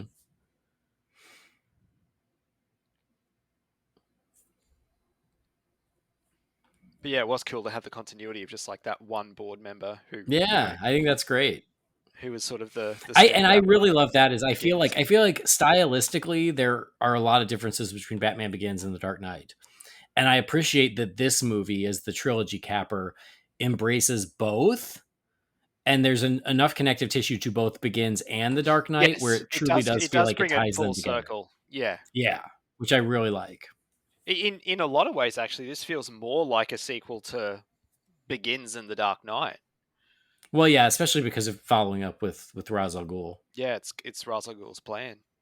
Look at him trying to get up in Bane's face like he's Billy Badass. Another great scene. Another one of my favorites. Just the hand on the shoulder is just something It's so amazing. subtle, and it's brilliant. Because he thinks, because he's got the money, he can do what he wants, and it's like, no, my friend. Leave us. It's so...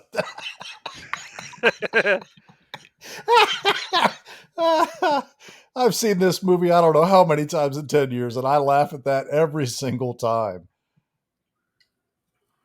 God, those eyes, man. I'm telling you, he sells it. He's a great, great actor. It's just like in Mad Max Fury Road. God, what's he got, like 10 lines of dialogue in that whole movie? And he sells the whole thing with his expressions in his eyes and his face. I don't really like the line of "You're pure evil," but Yeah.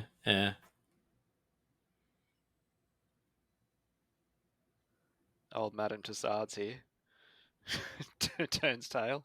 I don't know why, but when I look at him, I think of young George McFly. Actually, yeah, I can see that.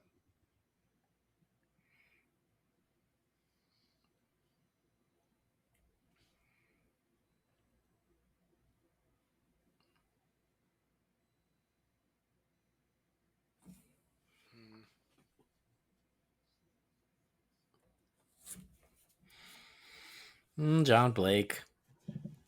Learn about his future job. It's like a job interview.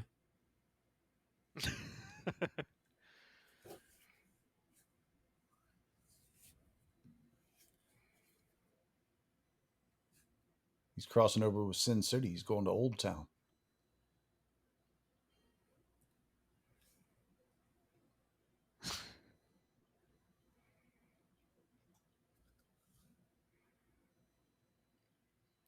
It's like very very Selena / Catwoman, how she is straddling both sides. Mm-hmm. You know, she did the dirty work for Bane and Daggett to get the fingerprints and everything, and you know, she can set up the meeting and stuff, but she also doesn't really condone what they're doing either. Yeah.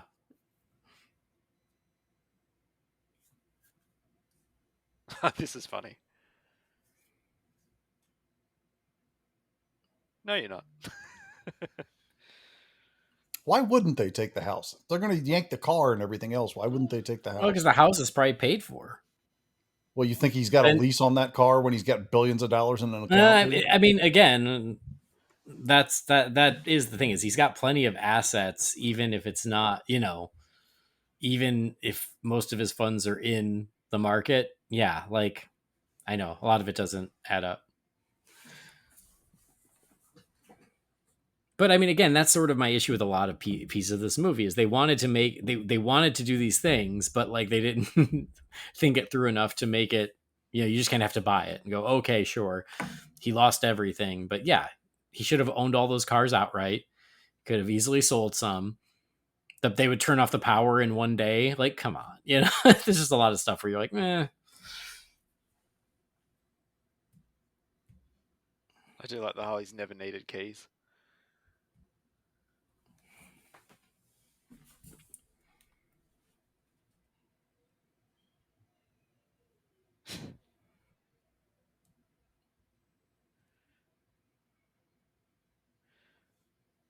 Who was it? Was it one of the Kevin Smith podcasts when this movie came out? They're talking about how Miranda wants revenge, you know, for her father and everything. They're like, all she needed to do was like, you know, bite down while they're getting it on. It's like, you want to destroy a man? Like you could have done it right there. That sounds like some of the bullshit that Ralph Garman comes up to complain about this movie that makes even less sense than the things he's trying to say don't make sense in the movie. Because Garman's a sourpuss that hates everything that isn't Batman 66. Now, what if it had been a photo of Katie Holmes? I would have loved that. Actually, there should have been two photos, one of Katie Holmes and one of Maggie Gyllenhaal, and everyone just pretends it's the same photo. Cool, there's like in between cuts, it cuts between the two of them. Well, there's multiple scenes where you see photos of Rachel, so they just could have swapped them out all the time. I know, exactly. Wouldn't that have been awesome? Now, here's a question I've had since this movie came out that's about to happen. They linger on a scar on her back. Yeah. Like right here, and like they make a point of showing it. Bruce sees it and everything. Like it what is the point of that? Like right here. It's like that never gets answered. Like, why show that?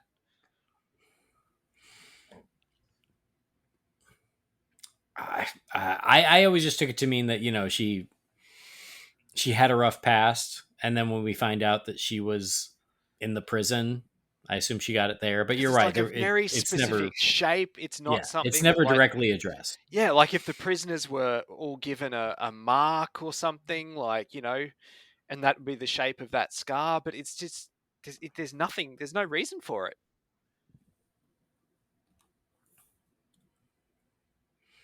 Hey, look, it's not on a friggin' hanger. I do like that he's like, before I go to my appointment, I'm just gonna stand up on this bridge and look really cool for a minute. And yeah, I mean that's a Batman thing to do, you know. I'm not complaining. I am being facetious, but I'm not complaining. This might be the start of my favorite scene of the movie, or my favorite section of the movie. I like how the subtitles actually put in parentheses raspy voice. Yeah. Oh, we remember. I do love that. I mean, she is literally doing what he's asking her to do. Mm-hmm. And her "you asked" is so great. God, her walk as Catwoman is so good.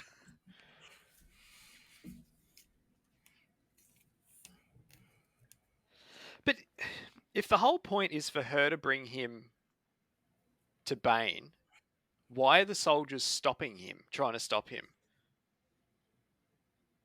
Well, if Bane can best Batman physically, why did he release everybody out of Arkham and make him have to go chase him down over the course of 3 days or whatever? Yeah, it's great.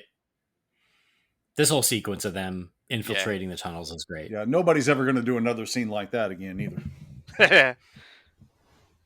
I mean, I just take it to be those are guards who are there. They're not there for Batman. They're always there to protect Bane. You know? But if Bane knew Batman was coming and wanted this confrontation, wouldn't he just be like, clear the tunnels? Like, maybe. Everyone, we're having company for dinner. Clear the tunnels and let the bat out. God, this scene's good.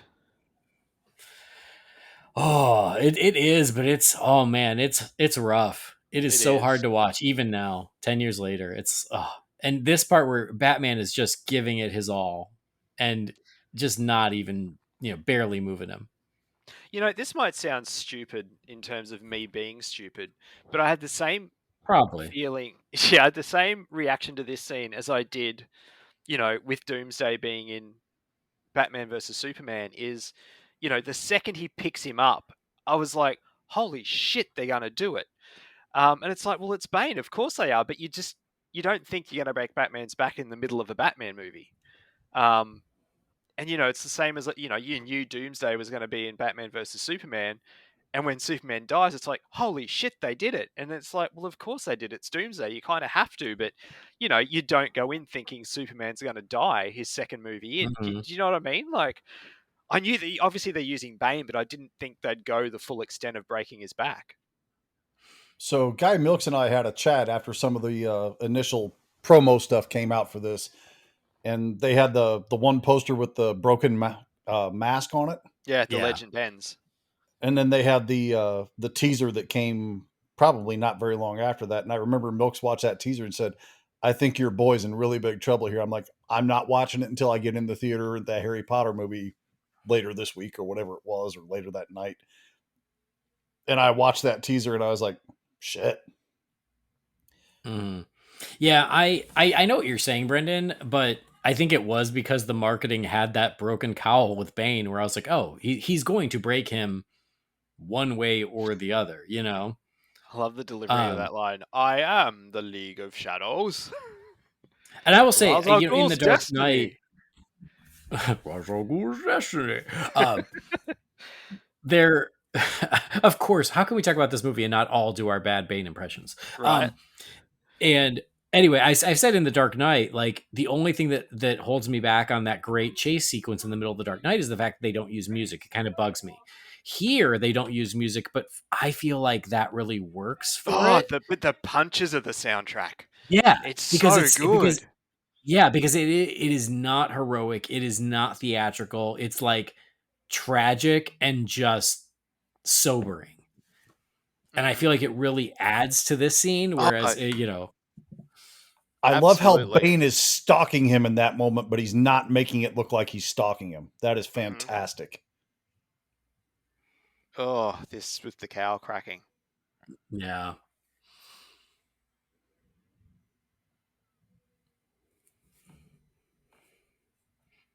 He used the word whilst. You can't fool with somebody that says whilst, man. They've got good English teachers in that prison. Your precious armory. I also think it's very cool to have tumblers in the movie without having the tumbler. Mm. I think that's actually really cool too. Again, adding the connective tissue between all the films. I like the one with the big old cannon on top of it myself. God, he's ruthless. He is. It's so tough. Right And here in the cinema, I was like, holy shit.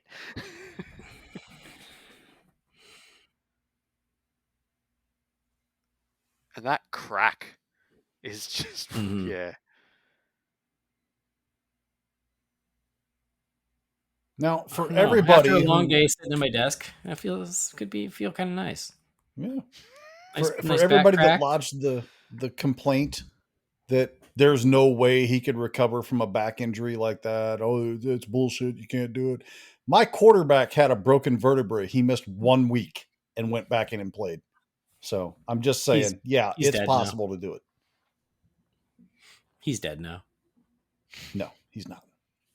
He's about to have the best season of his career. But there is also a reason that they make it very clear that he did not truly break his back. He misplaced one vertebrae. Like, Right. But they that's why still say it that never bothered me because they make it very clear that, like, oh, this is what's wrong, and they actually explain it. And so I go, okay, fine. I just think people were hunting for anything they could to criticize about this movie. And it's got things that are not criticism proof, but I think they just went overboard with it at some point. Kind of like me with Infinity War. I mean, look, the second this movie was announced and the cast and the villains and stuff, like, I still would love to live in a world, obviously, where Heath didn't pass, and I would love to have seen what the third movie would be if Joker was still in play. I think it would have been I a very agree, but different movie. I agree, but I also I don't know. There is a part of me that likes that this movie is not about the Joker. Yeah, Her not that he her would have been the her big acting bad, right there, but where she stares at John Blake and rolls her eyes when he says, "I can offer you protection," is just flawless. Mm. And even I when love she's the sitting there fake out with talking the to hat. him, how she's examining the handcuffs to see how she can get out is amazing too. Sorry, I will just celebrate Anne Hathaway's performance all No, day. I said You're I not love going to the get any fake out, complaints from me. with the hat just before she gets to John Yeah, Blake. yeah.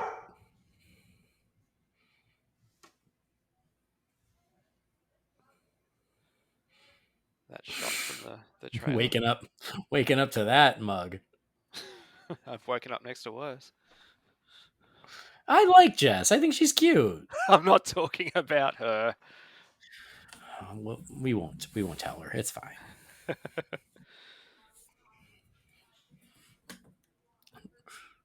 You're a torture, yes, but not of your body. Mother, I saw this he movie just 6 broke his times in the back. theater.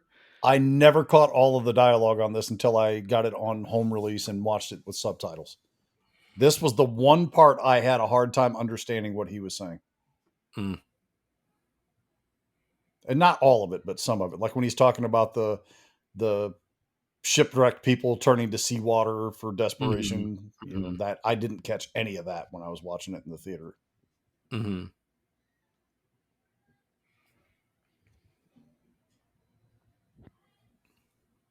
I mean, and I do believe all of his dialogue was ADR'd later because of the issues with the prologue, and they wanted to make it a little more understandable. So I do think it is just, again, a credit to what a bastard Bane is, where he's like, "Oh, I'm going to keep you alive, and you get to watch on TV while I destroy your city." It's I'm terrific. saying he's making him watch CNN while he's rotting in this cell. Yeah. More of that eye selling stuff, man. He's God. He Yeah, just looks particularly vicious. in this scene. It's yeah.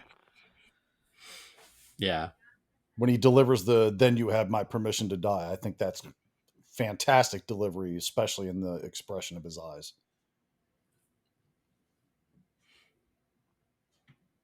And there can be no true despair without hope is a line I like, and I've repeated many times over the past decade.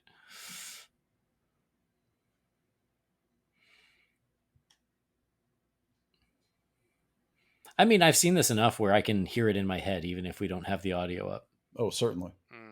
And just the Just gentle the push way on his chest when he Yeah. gets up. It's like, you son of a bitch. the way he looked at him in that moment, it was purely earnest. Like there was no twisting of a mustache, there was no chewing of scenery. It was just a pure earnest delivery, and his eyes sell that all the way. And this is fantastic, also, by the way. Mm-hmm. Just the cartwheel. Yeah, it's awesome.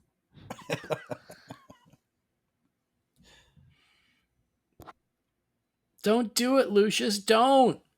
She's trouble. She's the spoiler. I just love how he's always got his hands inside of his jacket or his vest when he's doing that. I mean, because, and I think that's, I mean, and you've already alluded to it, is that's what's so great about his performance is he doesn't have most of his face, and so it's all in his body and his eyes, but it works. I think that his performance as Bane is just as good as Heath Ledger's Joker. It's a different performance, but it's just as good. No, I can agree with that. I'm not going to contest it. I like Ledger's better, but I certainly won't contest you. Again, they're very different performances. Oh, I'm just saying, yeah, like he showed up and really created an iconic performance. Well, now I got to listen to a cat as well as a dog. Get out of here. Yeah, all the animals be coming through. Saying, oh no, don't take that hothead with you. Don't do it. Nothing but trouble with that hothead. But again, much like they were like, oh, we got to remove Alfred. Alfred's got to leave. We got to put Gordon in a hospital bed for half the movie. Like it was just so All the weird cops how need to go they down wanted into to the remove sewer. everyone. Yeah. Yeah. You telling me that, you'd send like I know Gordon says like get all the cops down there, but it's like you don't send an entire city's police force.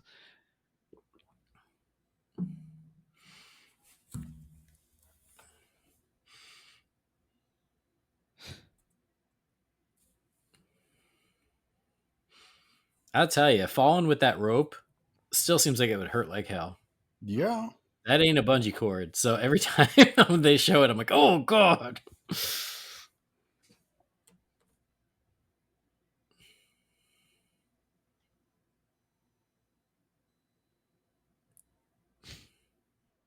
Snap. Yeah. Oh. Speaking native language. Boy, that's helpful. Little And this Joey little King. girl, yeah. What's her name again? Joey King. Joey King. Yeah, she's she's done a lot. She was in Conjuring. Is that right? Yes, yeah, she was one of the sisters. Yeah.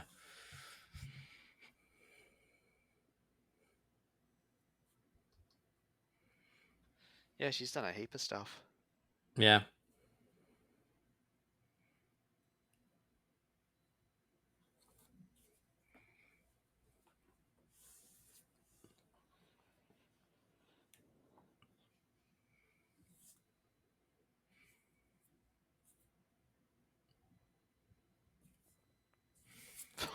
There he goes, the hands on the chest again.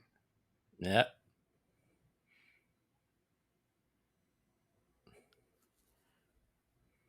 I like Bane's wardrobe too. Like he's very fashionable.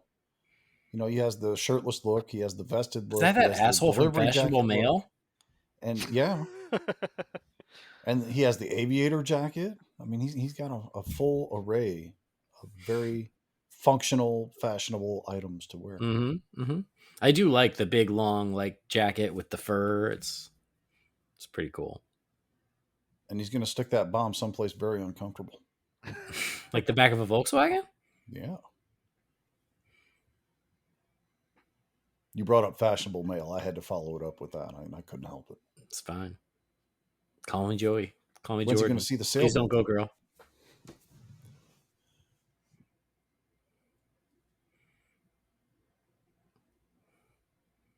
Quick side note: I stayed at a place on spring break with my kids this past year at a place called the Schooner 2, and I wanted to walk up to the guy at the front desk and say, "It's a sailboat, you dumb bastard," but I A didn't. schooner is a sailboat, stupid head. Do your work.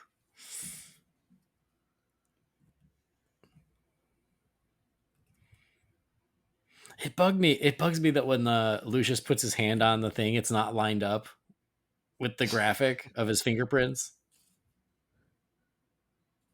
There's stuff like that where I'm like, how do you miss that? How do you not do another take?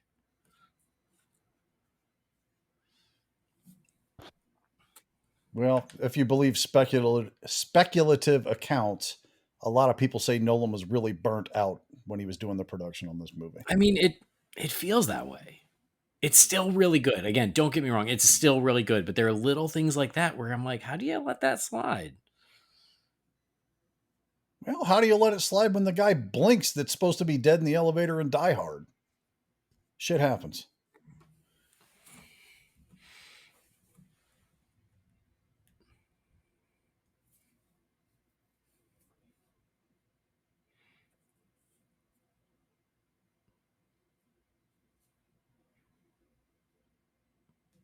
He's just mean. Yeah. I don't care for this scene either. I don't know, man. What I want from my Batman movies is John Blake investigating concrete mixers. Not that. It's I don't like ricochet shots with real guns in movies. It bugs me.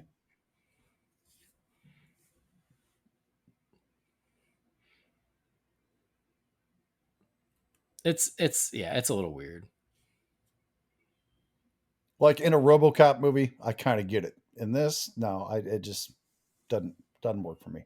There was a better solution there, but they're wanting to let you know that he has now taken a life by a pistol and he's disgusted by firearms.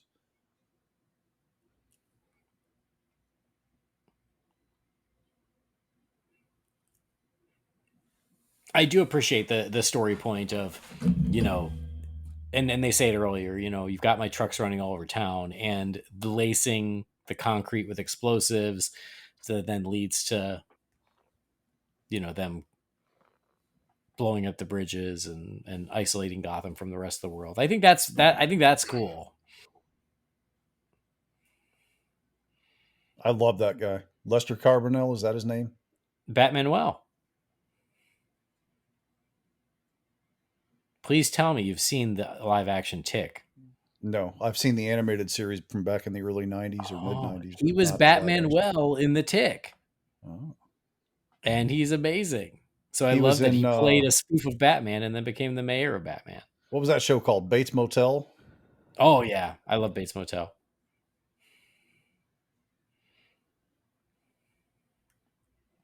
You know, I hear What a this kid's lovely, got a lovely lovely boy. singing voice. Yeah, I love that. I love those little darkly You know, funny moments what I would love with to see Kane. is someone dub his voice out and put in Fergie doing the national anthem. I don't know if you remember that or not, but No. she sang the national anthem and absolutely destroyed it. It was like at an Oh. NBA All Star game or something. Oh, dude, it's like famously bad. Christina Oh, okay. Aguilera did that too. Oh, this is So did worse. Roseanne Barr. Christina Aguilera sang the same verse like 3 times. You ever seen The And Simpsons actually, where it's Cyndi Lauper? Where she's like, Mhm. home of the brave, home of the brave, home of the brave. It's pretty funny. Anyway. I take it back. This is my favorite scene in the movie because it kills a bunch of Steelers fans in the team. Hi, Richard. How you doing?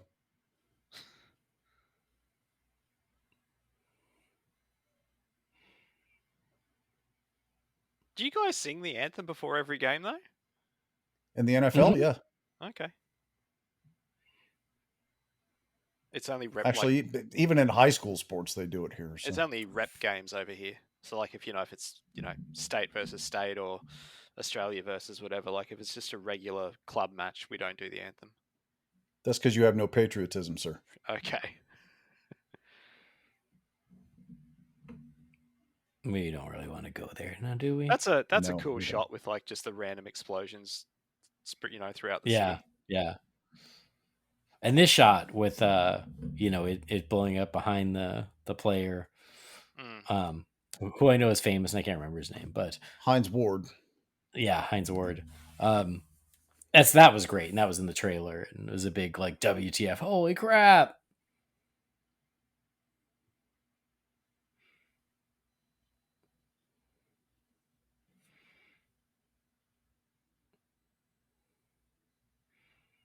I think this is a great shot with the bridges popping all over here. Yeah. Who was the cinematographer for this? My guess is it was Wally Pfister. He did, I thought, all three. Did he? I think so. I'm yeah. not very good at keeping up with the names. I know he tried to branch out. Pfister did and make his own movie, and it Yeah, he didn't directed pan out that well. Transcendence. Yeah. Yeah, which was not great. No, it was not. But it wasn't badly directed, so I mean, No, it just but wasn't. yes, it that was. It was strong of a Wally film. Pfister. I only ask because like all other Nolan films, it's a great looking movie. So Yeah, absolutely.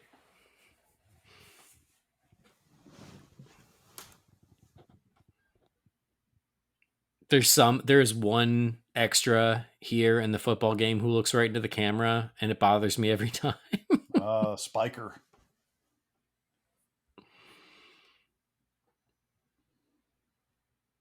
Gary Oldman gets a lot of flack for his performance in this movie, and I'll be damned if I'll ever understand why.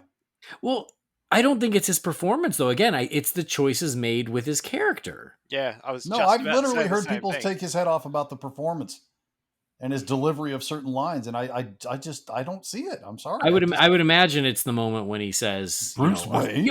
You'll have a friend like me. You'll put your hand in the is it probably that scene maybe? That one and the Bruce Wayne. I don't have a problem with his character or choices or performance in this film. I really don't. I mean, I've always said that Gary Oldman is one of the best things about this trilogy. His Gordon is amazing, but again, it frustrates me that he spends half the movie in this bed.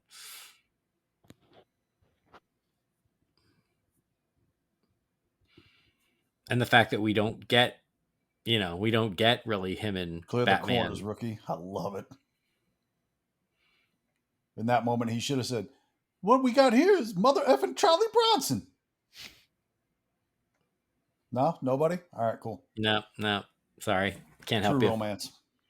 Oh, I like True Romance, but it's been a minute. Great movie. Great movie. Guy Milks was chuckling when I said that. I promise you that. Well, that's the important thing. Yeah. It's he and I against the world. my hetero life mate, Guy Milks. Yeah, except neither one of us is silent. Oh, we could hope. All right, just for that, I'm going to go to the bathroom now. Oh, so okay. You stay here in silence for about 60 seconds. Great, I will. Moment of silence.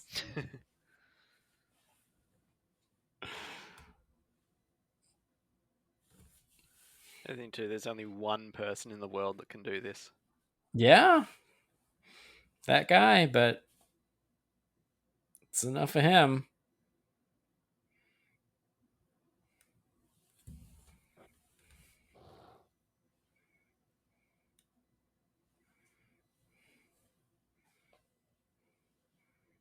It just seems like an overly complicated plot.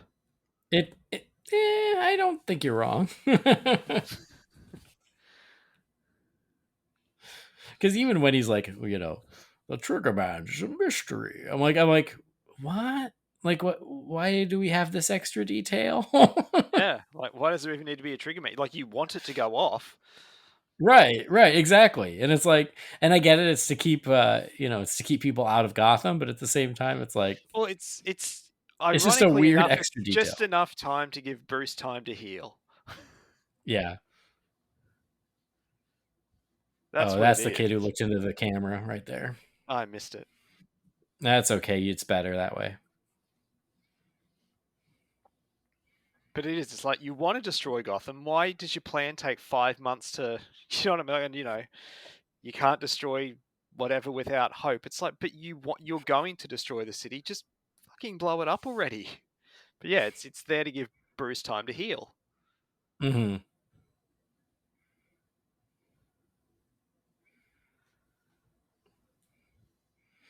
But anyway. Well, I mean, I guess you're right, but I think that within the story, what they're trying to basically say, right, is that Talia wants Gotham to tear itself apart, and there needs to be time for it to do that, because just blowing it up would be too quick, it'd be too easy. Yeah, I don't know. I love this guy. I forget his name, but like as far as like being Bane's number 2, like he's surprisingly memorable and really good. He is. He was in, oh my god, he was in some horror movie. Was it the first Purge maybe that he was in? I'm not sure. I haven't seen that in a long time. He was in something like that, and so like I always think of that. I don't know which one you're talking about, but just for clarity's sake, are you talking about The Purge, like the first movie, or are you talking about the one that's called The First Purge? Sorry, the first movie. Okay. Talking about Bane's number 2 guy. Yeah, Bane's number 2 guy, who I thought was in The Purge, but was this? Nope, that's not him. It's harder to find him in the cast list because I don't remember his name.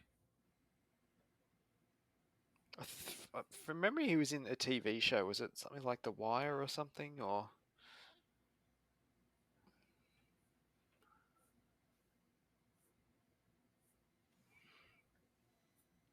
I know I'd seen him in something before this, but ever since he's just been the guy from Dark Knight Rises. I mean, that's the most important thing, obviously. Yeah. Huh. It's just I cannot find him on this cast. Oh, Josh Stewart. That looks like him. I need that coat. The Collector, I think I was thinking of. Oh, yes. Now, okay. Someone was like that screaming movie. at the podcast, but yes. I actually like both of those movies. They're not great, but they're entertaining. Somebody buy me that coat. That coat is fantastic. I know, and I think you would look really good in it come wintertime in Indiana. I would. I already got the haircut down. If I just spend, like 6 months in a gym. How is it that you've never been Bane for Halloween, Jamie? Most of the work is done for you. Yeah, You really just need the coat and the mask. because I'm not in good enough shape to pull it off. In the coat, it would still work.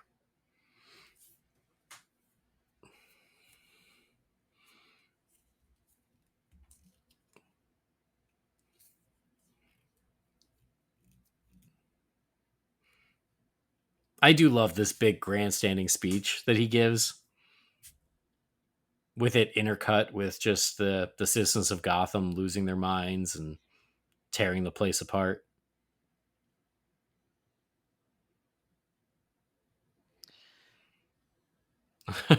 I do not like green eggs and ham. I do not like them, Sam. I am.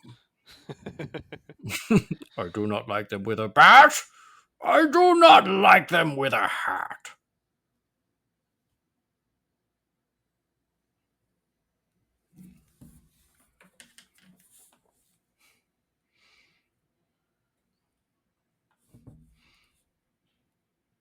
John Blake's not impressed. Yeah, John Blake, listen, Judgy McJudgerson, there's shit going down. This is probably not the best time to try to take the moral high ground. We got real problems here. Trying to guilt trip Commissioner Gordon.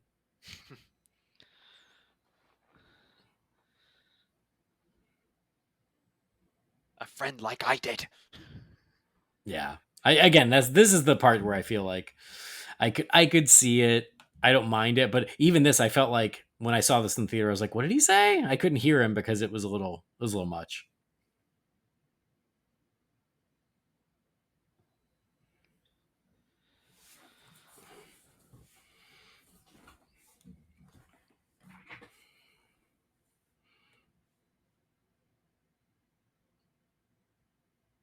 Hey, anybody ever notice this prison has a black gate on it?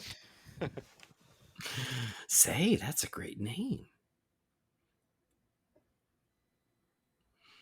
I mean, and I also appreciate how Bane is really playing all sides as well. Of it's all of this grandstanding of, oh, we're giving it back to you, we're giving it back to the people, and in the end, he knows they're all going to die, but he just wants to see what's going to happen. He's giving them that hope to make the despair even worse. Did either of you guys read the novelization No. of this? Because this is the one time where Joker gets name dropped. I in the know I've novel. read that excerpt because it's been passed around a lot. Yeah. I honestly wish they would have kept that in the film, but I kind of get why they didn't. And that's one of those things where I wonder, like, was it in the script? Is that something the novelist added themselves? Like, just curious Yeah, as to how I that. read the novel when it came out, so I didn't know that was going to be in there. And when it happened, I was like, "Oh man, that was cool." Yeah, And I've heard a lot of people speculate that this would have been Joker instead of Crane. I heard that too, but I don't know if that's ever been confirmed.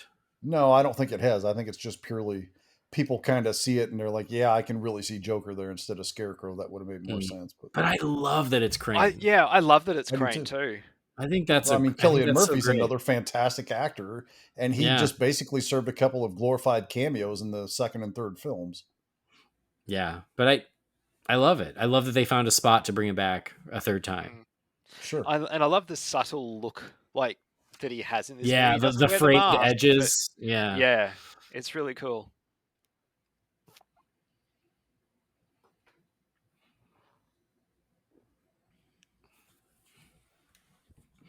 We kind of jumped ahead because they didn't reveal that was him yet, but we know it's fine. Yeah, That's how I get out of bed every morning. Welcome to your 40s. in a jail cell with two old men.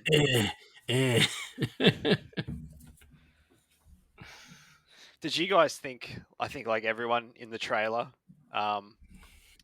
Is it Tom Conti? This guy. When he says "rise," that we thought it was Michael Caine. Or did you know it was Oh somebody else? God, I honestly don't remember. Didn't even think about it.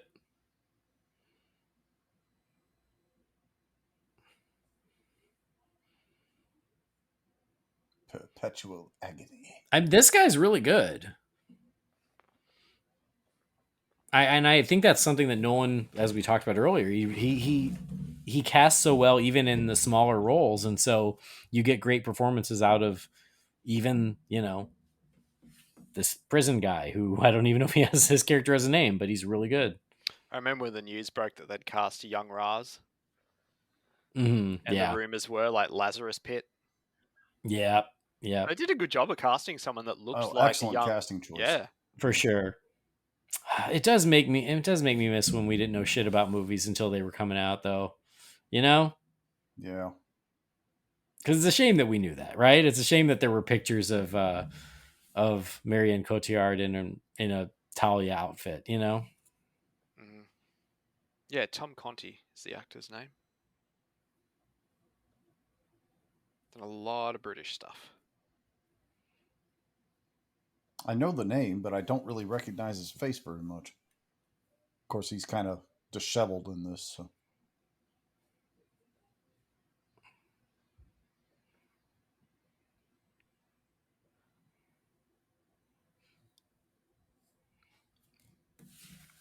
I did like this backstory. Yeah, yeah. I was just gonna say that is I appreciate how we get the bits and pieces of Bane's backstory throughout the film. Mm. We get those reveals as we go before we get the whole picture by the end.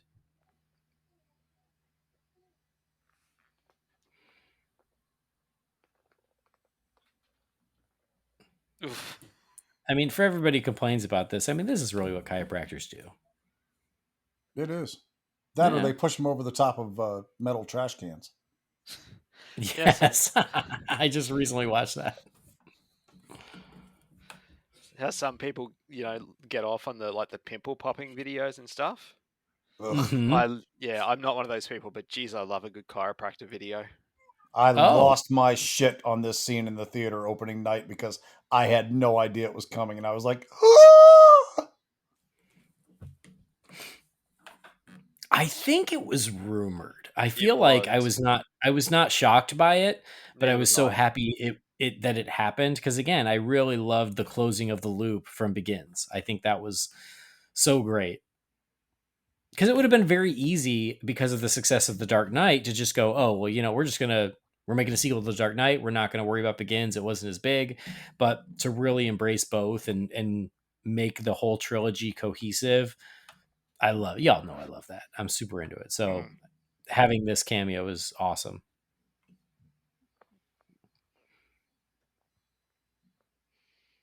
Kind of making Raz the overall villain for the whole trilogy. Hmm. I do love me some Roz, and I thought Neeson was fantastic in the role. Hmm. Yep.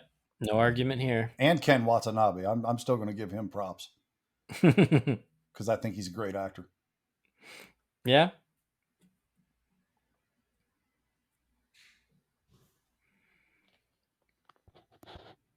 Wonder what he That's did to get bullshit that thrown he into can just prison. punch him in the back and fix him like that. Okay, where's your medical degree from? Yeah, He's not okay. fixed though. That's the whole thing, right? Like he's not But that's fixed. It's still the criticism that's thrown. I know, but People gonna be mad, just mad. I do appreciate that we get another Gotham in the snow, even if it's not Christmas.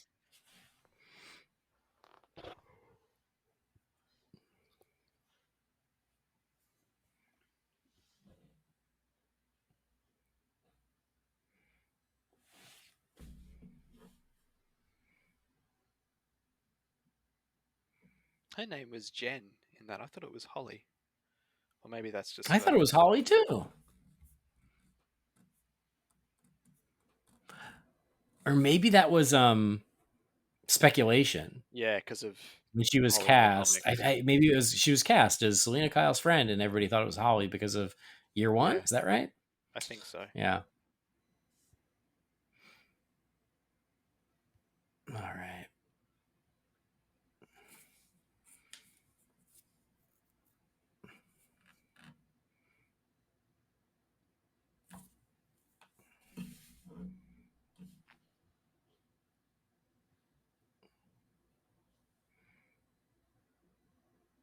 What's the point of all those push-ups if you can't even lift a bloody log?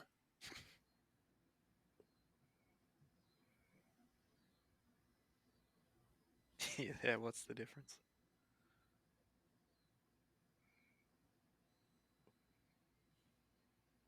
Batman. I love a good Batman CrossFit scene. Not gonna lie. You just prefer the one where you get to see his bare ass in the shower? Yes. Yes, I Sir, do. if I had an ass like that, I wouldn't own pants, okay? I'm just saying. Weather's pretty cold where you are, though. Fair point. And he jumps out, and that's it. Right? Yep, end of the movie. Easy enough.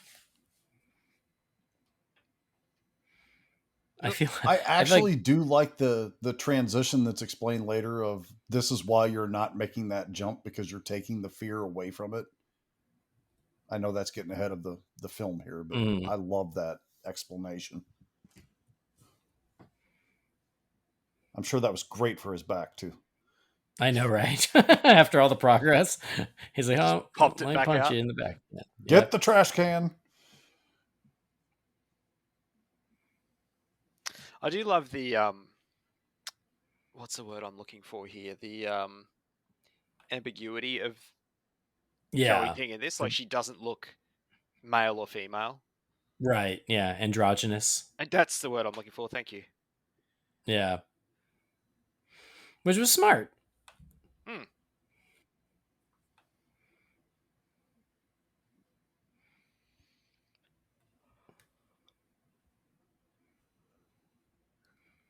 This poor guy. I like this guy.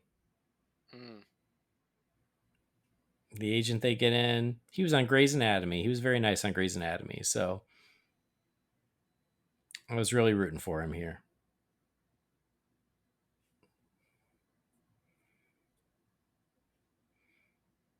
God, Modine's a dick in this. Yeah, he is. He plays the part well.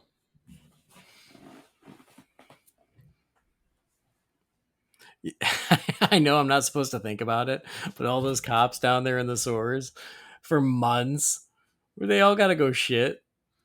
Oh, I You mean, just they're in a sewer, dude. Come you on. just pick an end, I and know, that's where but you go. You got your wee end and you got your poo end. oh man, You don't want to mix those two up. no, you don't. And you sleep with your head away from the poo end.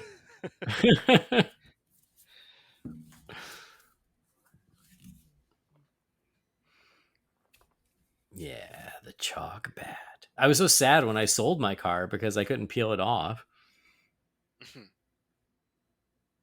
I bet I can go on eBay, get another chalk bat decal, put it on my new car.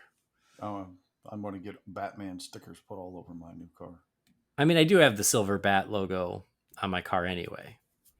The There was only just thing that something seems cool weird to about the me is my chalk. car is silver, so it's kind of weird that I'm going to deck it out with Batman stuff. But I've owned too many black vehicles, and I think it's gorgeous when it's clean. The problem is they only stay that way for 10 minutes at a time.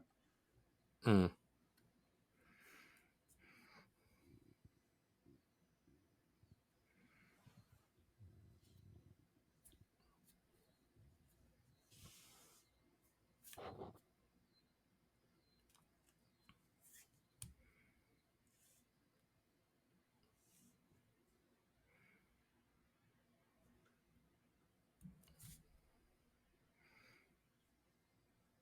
Miss Tate, you bitch.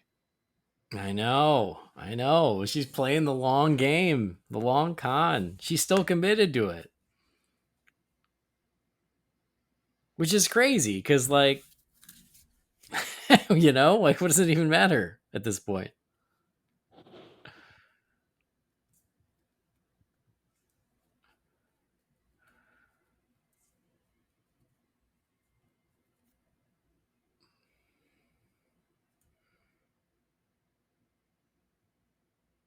Theatricality and deception, that's the point.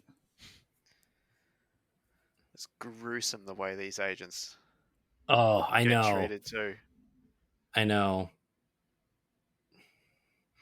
When Bane kills the main one, Mm. and then they string them up It's horrible.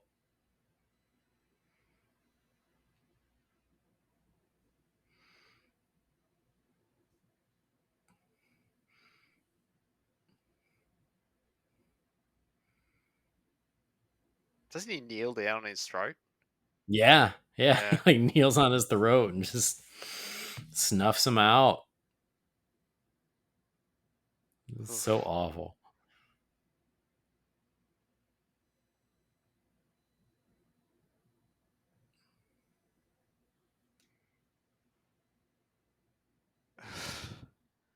Just the disregard that he has.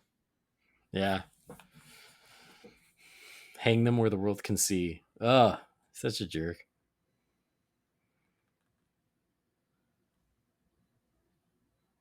It's Oh, brutal. it's rough. And now you can't see what's happening, Bruce.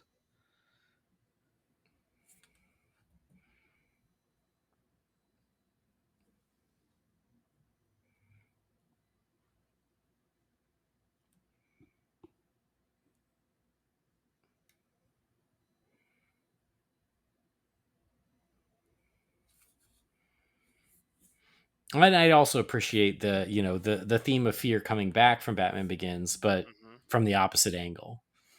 You know, Batman Begins was about overcoming fear, and this is about using fear. Or the value of fear, I guess I'll put it that way.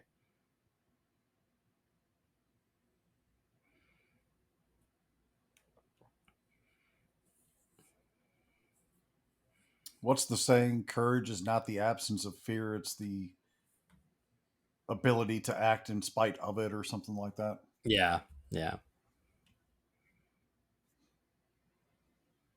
They talk about that in the Green Lantern movie. I like that movie. I do too. We missed its 10-year last year. Shit was too. Brendan loves that movie because it's a James Bond director that did it. The fact that it was him doing it had me really excited. He's directed two of the best Bond Dude, movies ever. I was counting down the days to that movie. Same. Biggest problem with that over here is we got it like a month and a half after you did. So Ah, all the press and everything was already all over it. I didn't get to see it fresh. yeah. We talked over it, but I also love the flashback of Thomas Wayne pulling Bruce Yes. out of the pit. I think that's another great touch. And I do love like the just the this pit, right, that he has to rise out of, really being an analogy for the one he had to get pulled out of as a kid. I think that parallel is Oh really well yeah. done. It's absolutely deliberate. The scene where he says that bit there where he says rise. I remember the Mm-hmm. trailer thinking that was Michael Caine.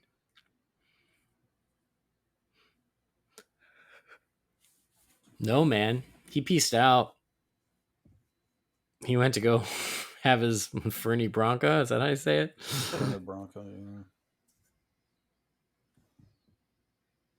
He's like, my son, my adopted son, and my best friend is in danger. I'm leaving. Oh, some No Yeah, symbolism. way, bats? Are you kidding me? those bats were just waiting. They've been in there for weeks, being like, "Is this the time? No, not yet, not yet. He's got the rope on him. He's still got the rope on. It's not our chance. Everybody, stand by."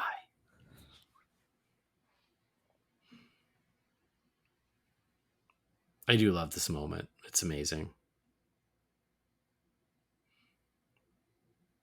You know it's coming, but it doesn't even matter. It's so effective when the music swells, the chanting. I love the old prisoner with the beard. Mm-hmm. Looks like he's been down there for about 100 years. Throws the rope down. Everybody out. Yeah, yeah. Obviously, Go, be free.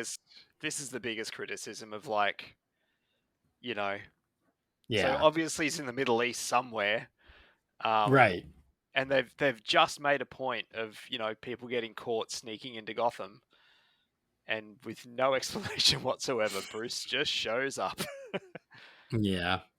Yeah, how could a guy with his abilities and I get such that that's ever get away with that? I get that that's the argument, but it's just like we No, just it's a had pretty weak special argument. forces. It is, yeah. Sorry. No, you can't. The because he's Batman doesn't work in that situation. Not for me. Oh, so you want another 20 minutes of him sneaking back into the country and into No, Gotham? but some sort of logic would be good. Because he's done nothing in these movies without the help of, you know, Gordon, Alfred, and Lucius, and none of them are available to him. Hey, which ones of those were available when he was traveling over into Asia and the Middle East in the first movie? You know what I mean, though. I'm just saying, he learned his own survival skills at one point.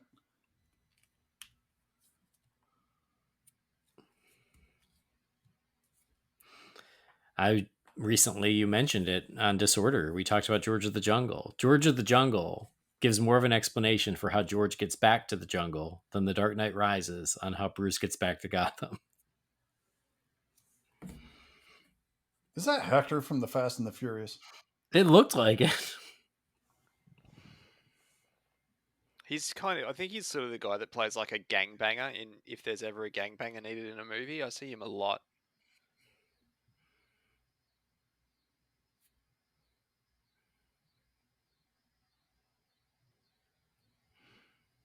Fully. I must admit, as much as his character shits me, and he's supposed to, I do like how he's like, you know, I don't expect you to wear whatever, you know, like full stripes or Your whatever. blues. Yeah. Yeah. And then at the end battle, Your you see dress him walk blues. through the cops. He wears the full uniform, and it's like, yeah, that's a Yeah. cool. Yeah, he gets a little redemption. He does.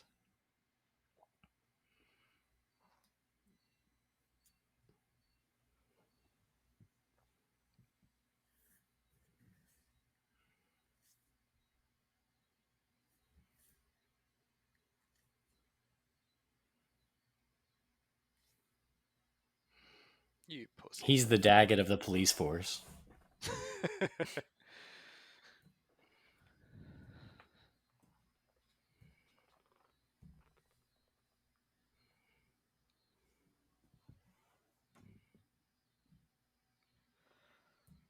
We'll say his wife was pretty hot.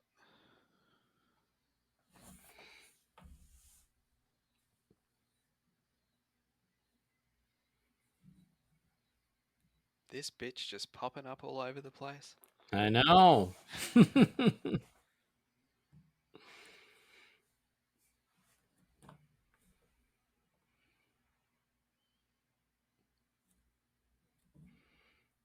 Selena helping the kid with an apple, just like Aladdin. I love that she's got to take a bite before giving it back. Like she's Yeah. got to take her piece. Like it's such a Catwoman thing to do. Yeah. What do they call it? The dad tax of food. Oh yeah, I've levied that many a time. My kids haven't had a whole order of French fries in their entire lives.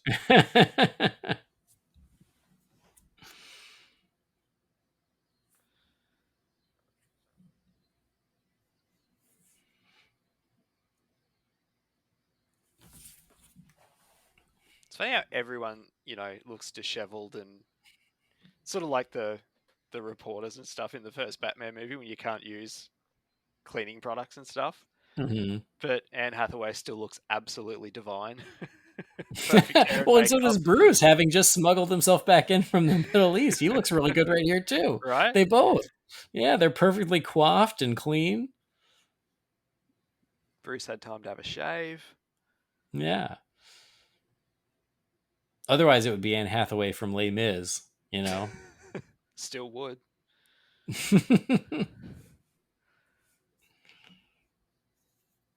God, Bruce, cutting it close. Show up the day before. Well, he had to spend 18 hours creating the bat signal in petrol on the top of the bridge.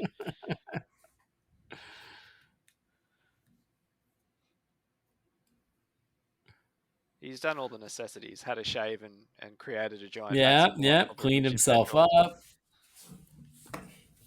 Yeah, as far as that flaming bat signal thing, how do you know he didn't give a couple kids some apples to go do that for him? You don't know. You have no idea.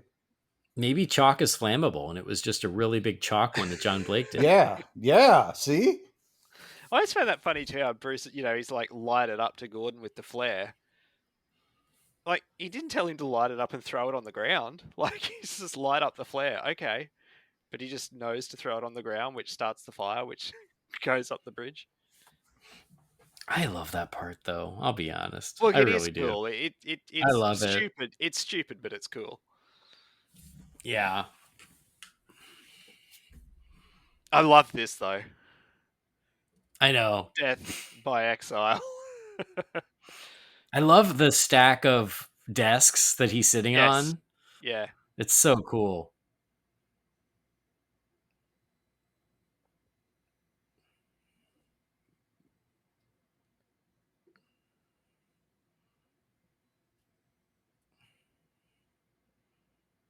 Passing notes in class. Hey guys, stop crapping in the corner. I just got a note from Blake. Hey guys, the hothead. He says we're moving. News from the hothead.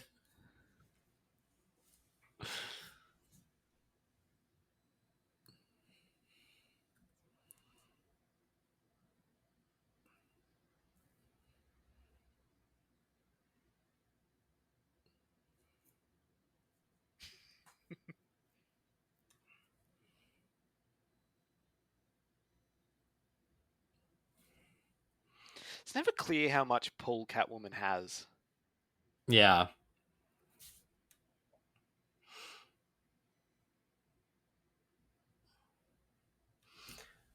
I do have the Diamond Select statue of the Hathaway Catwoman, and it's magnificent. I regret nothing. And even going back to the Dark Knight bunker. So like you had the Batcave earlier and then the bunker later. Yeah. I think that's so cool.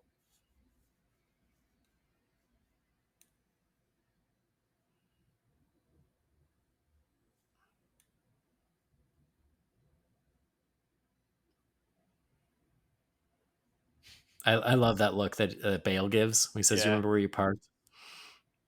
hey, look, this one also not on a hanger. It needs it because then he would have more. I mean, I know Jamie will probably agree with me here. Is like a lot of times that these movies sometimes take flack for not being fun enough, but there are these light moments. They're just not overdone. Oh yeah, remember where you I've parked never thought that. Yeah, it's just I like the level of humor in here where it's funny and it's cute, but it's never too much.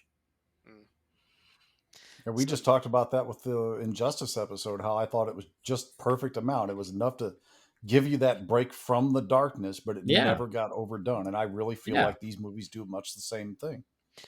We were talking over it, but Fox mentioned the autopilot on the Bat. I'm not sure if that's going to come into play later or not. It's not. No, because it's only the second time he's mentioned it, so I don't think it's going to. Don't worry about it. But much like the foreshadowing with Alfred, I didn't really think much about it.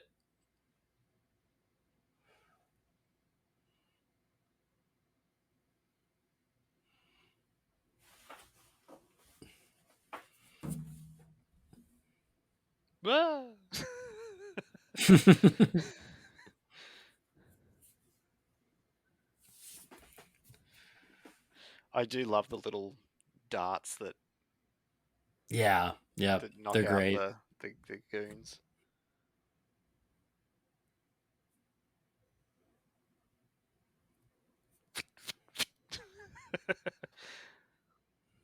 Light it up. Light what up? It. Okay. But what do you mean? Flare. Okay, so I'm holding the flare. The now flare? what do I do with it? What do I do with it? Put it on the ground.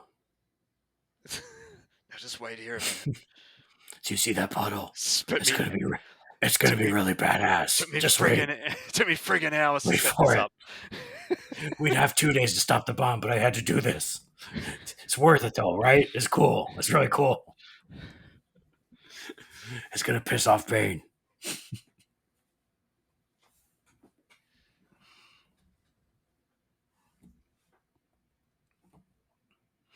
I do. I mean, we joke, but I do love when Bane goes It's impossible. yeah, it's great. I do like it.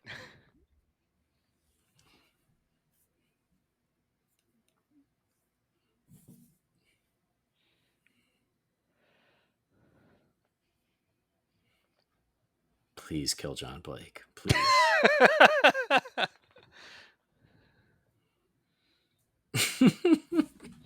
Is if they, I don't know, like if they handled it a little differently, he would have made a great, Nightwing-esque character. Yeah, they could have done it, like make him Dick Grayson. At some point here when Batman returns to Gotham, get him into the Batcave and get him suited up into something else and then have him work with Batman for the finale. It doesn't have to be Robin. I didn't expect, red and yellow, but there were ways to do it. Mm. I just feel like Nolan never wanted to do Robin, much like he didn't want to do Catwoman, and so he's like, this is just a very half-assed way to do Robin. And again, a vehicle here that makes no sound unless it's in shot, and it makes the most sound in the world. Well, I can't speak for your cars in Australia, but my new car has a silent start mode on it. It just runs on electricity instead of gas at that moment. So maybe he has an maybe it's a hybrid, maybe it's half gas, half electric. You don't know. You have no idea.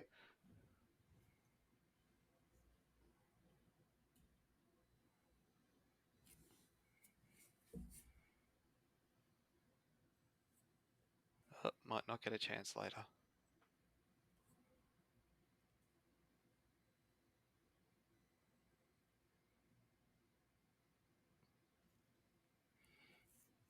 God, her walk in that. Yeah. Oh. Well, and the two of them together, Yeah, it's great. I just wanted more of it. This looks like the most complicated vehicle you could drive at all. And she's just like, I got it. She got it.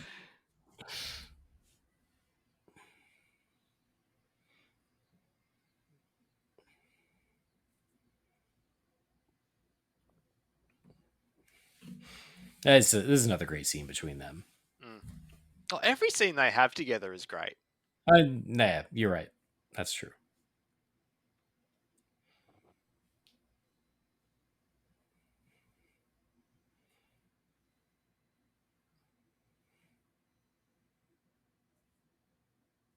Great line. Yeah, that's a great moment.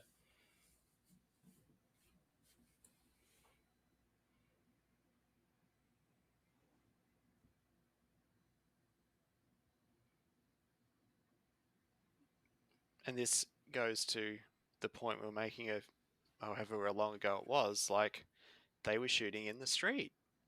And Hathaway's stunt double was going to be in costume. They released a photo. Christ, it's not hard. This is a good, I love that he wore his full blues. Yeah. It's great. Oh, those police smell so bad.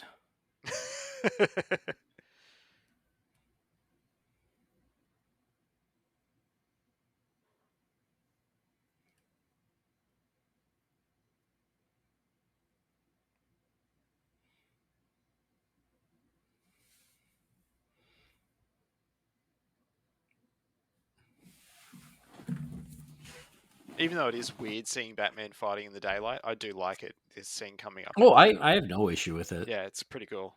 People were in an uproar over it though, because reasons.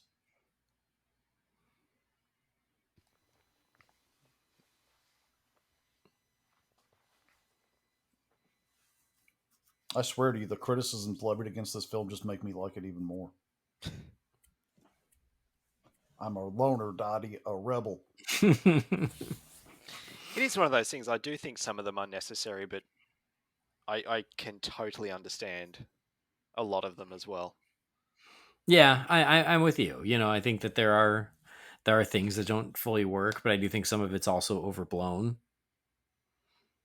I also think it's pretty shitty of Batman to show up there and use his guns on the bat just to ping the other tumblers and agitate Bane's army and then leave for all the cops to get mowed down.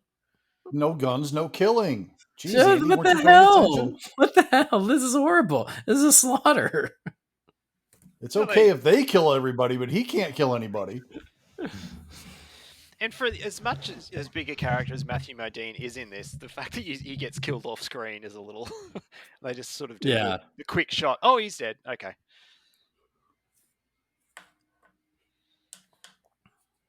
You didn't sort of get to see him have his last stand. Right. Yeah, he looks great there. Come on. I love that they're Walking, looking for each other. Like they're yeah, just. walking through that smoke, and I didn't realize people had an issue with him fighting in the daylight. Oh, yeah, they were all pissed about it. Batman never comes out in the daylight. I'm like, oh my Come on, God. now. Come on. This line is a big. Yeah. I came back to stop you. Okay. Totally unnecessary. I agree. Oh. Oh, they've got Miranda. I hope she's okay.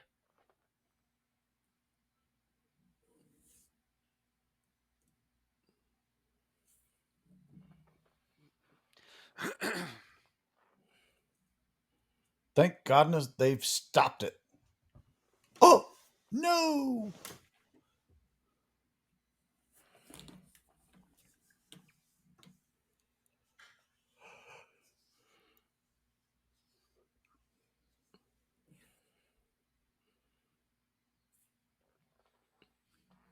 I forgot about Lucius.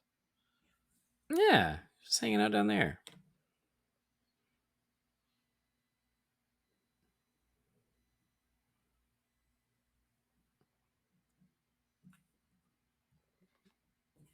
How would you feel if just like a random kid knocked on your door in this sort of I situation? know. You'd just be And like, said piss off. the bomb's gonna go off. What? Sure, honey. Yep. Yeah.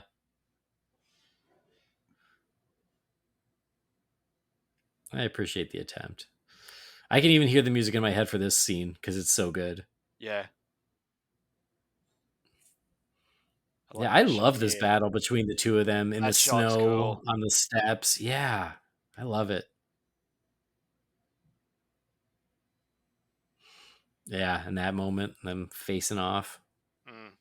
That was a poster or some kind of promotional drawing or something. It was they did a bunch that were landscape ones, and they were releasing them every couple of days, and every couple of days I'll be changing the cover photo on my Facebook because each one was better than the last. Oh.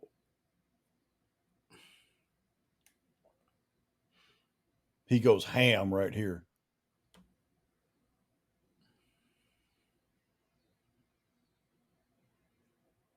Bang.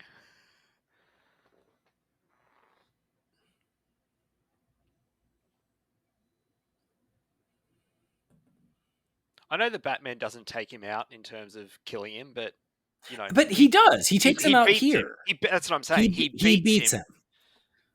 So like yeah, that was another criticism. Never held water with me because I'm like, no, he beats him. This would be the end if not for Talia. He defeats Bane. This is the voice where it's okay. Just can we do another take, Chris? No, we're going with this one. Okay.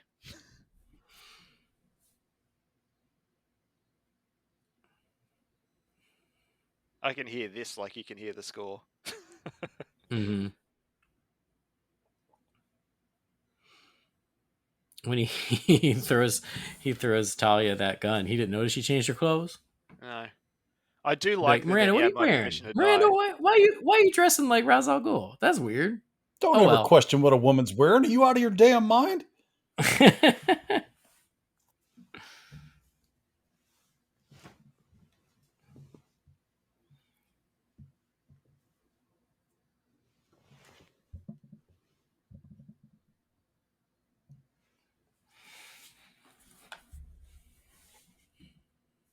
Oh.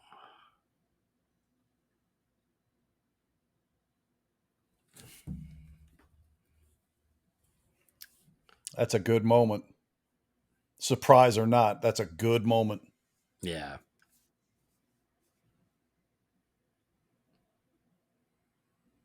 And again, they had so committed to Miranda Tate that even I, like I said, I was even doubting that this was going to happen.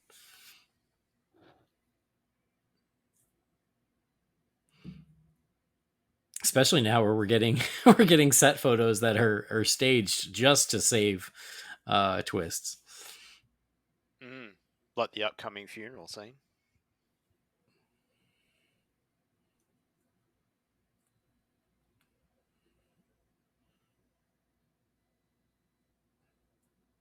And get the one moment, Tom Hardy. You gotta respect a man as good looking as Tom Hardy, who is so happy to cover up his handsome face. Yeah, there was some moments in Mad Max I was beginning to wonder if we were going to see his face. Yeah, he'll never make it in this town.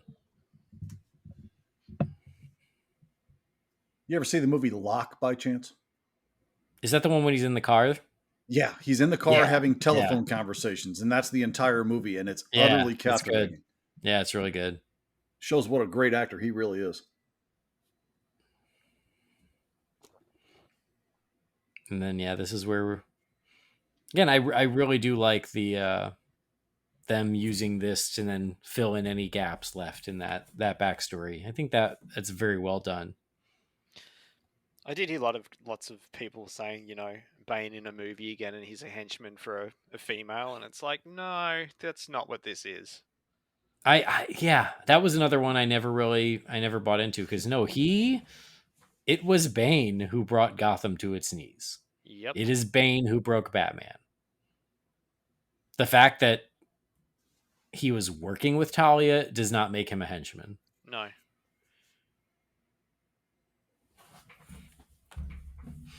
No, I think he is as formidable a villain as you could ask for in this film.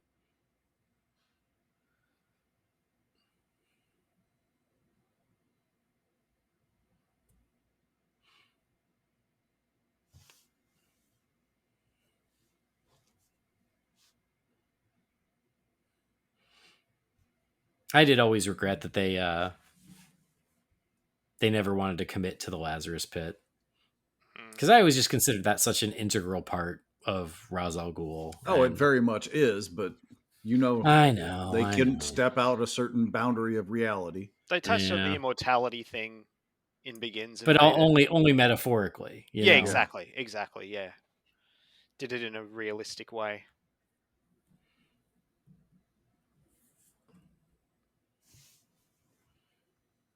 Yeah, Ra's al Ghul comes to him like a Force ghost, Obi-Wan Kenobi style, yo.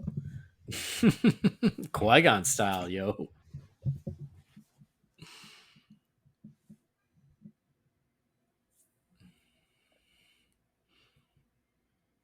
Jimmy G on the ball. Something that these movies do so well is they always give Gordon something to do. Mm-hmm. Yeah. This is where you start getting the countdown that doesn't seem to be consistent either. Some days you just can't get rid of a bomb. I have heard that. Someone said that before. What can you say? Blake, MCU from the Marvel Cinematic Universe. I hate this guy. He's a rat bastard. He reminds me of that dude from Mad TV. Yeah, kind of. Stewart. I don't remember was it McDonald, Chris McDonald? Mike McDonald. Mike McDonald, yeah. Yeah. He was also Big John or Little John from Halloween, but I can't remember which. Yes.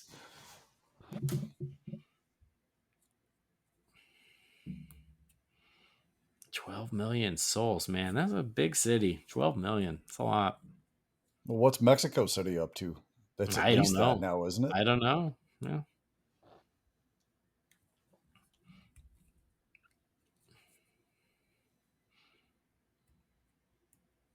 I'm looking it up right now. Y'all tell me if I missed something. Okay. You missed Matthew Modine.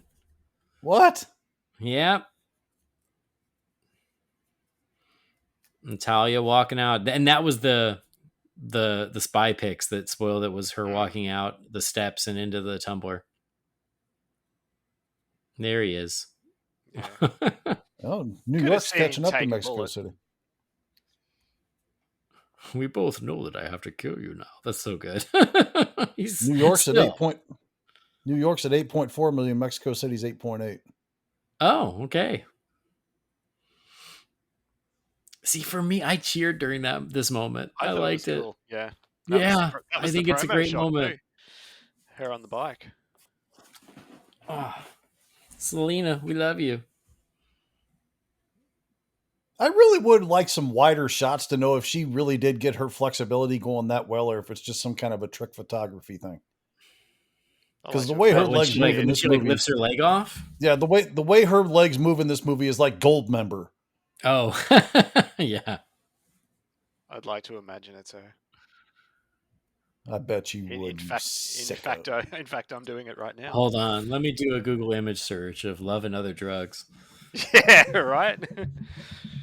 Or you could just buy the movie like I did.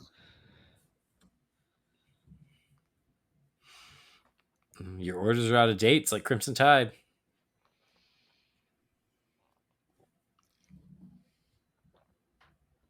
Please do not shoot me.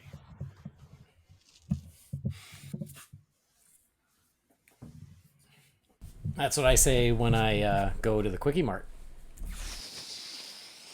Oh. I ain't touching that one.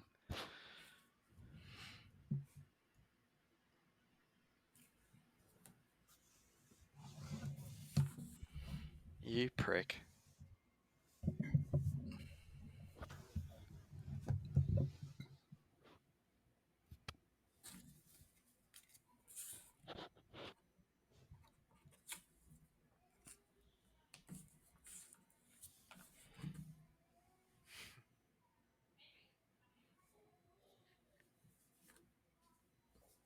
I can't wait to watch her death scene. I don't think it's that bad. I don't know I why. don't either. I honestly, like, it did not bother me until it became a thing, you know? There are things that bother me more than that. Let's put it that way. Like, honestly, the opening night didn't even register. And then once it became a thing, now I'm like, oh, okay, I kind of get it. But it was not, to me, a big problem. I guess I would just say to all the people that want to levy criticism to that, tell me how many people you've been around that have died of some massive physical trauma, and then you can compare notes with how it was in this film. Love this bit coming up. Love that. That's so cool. It looks so good.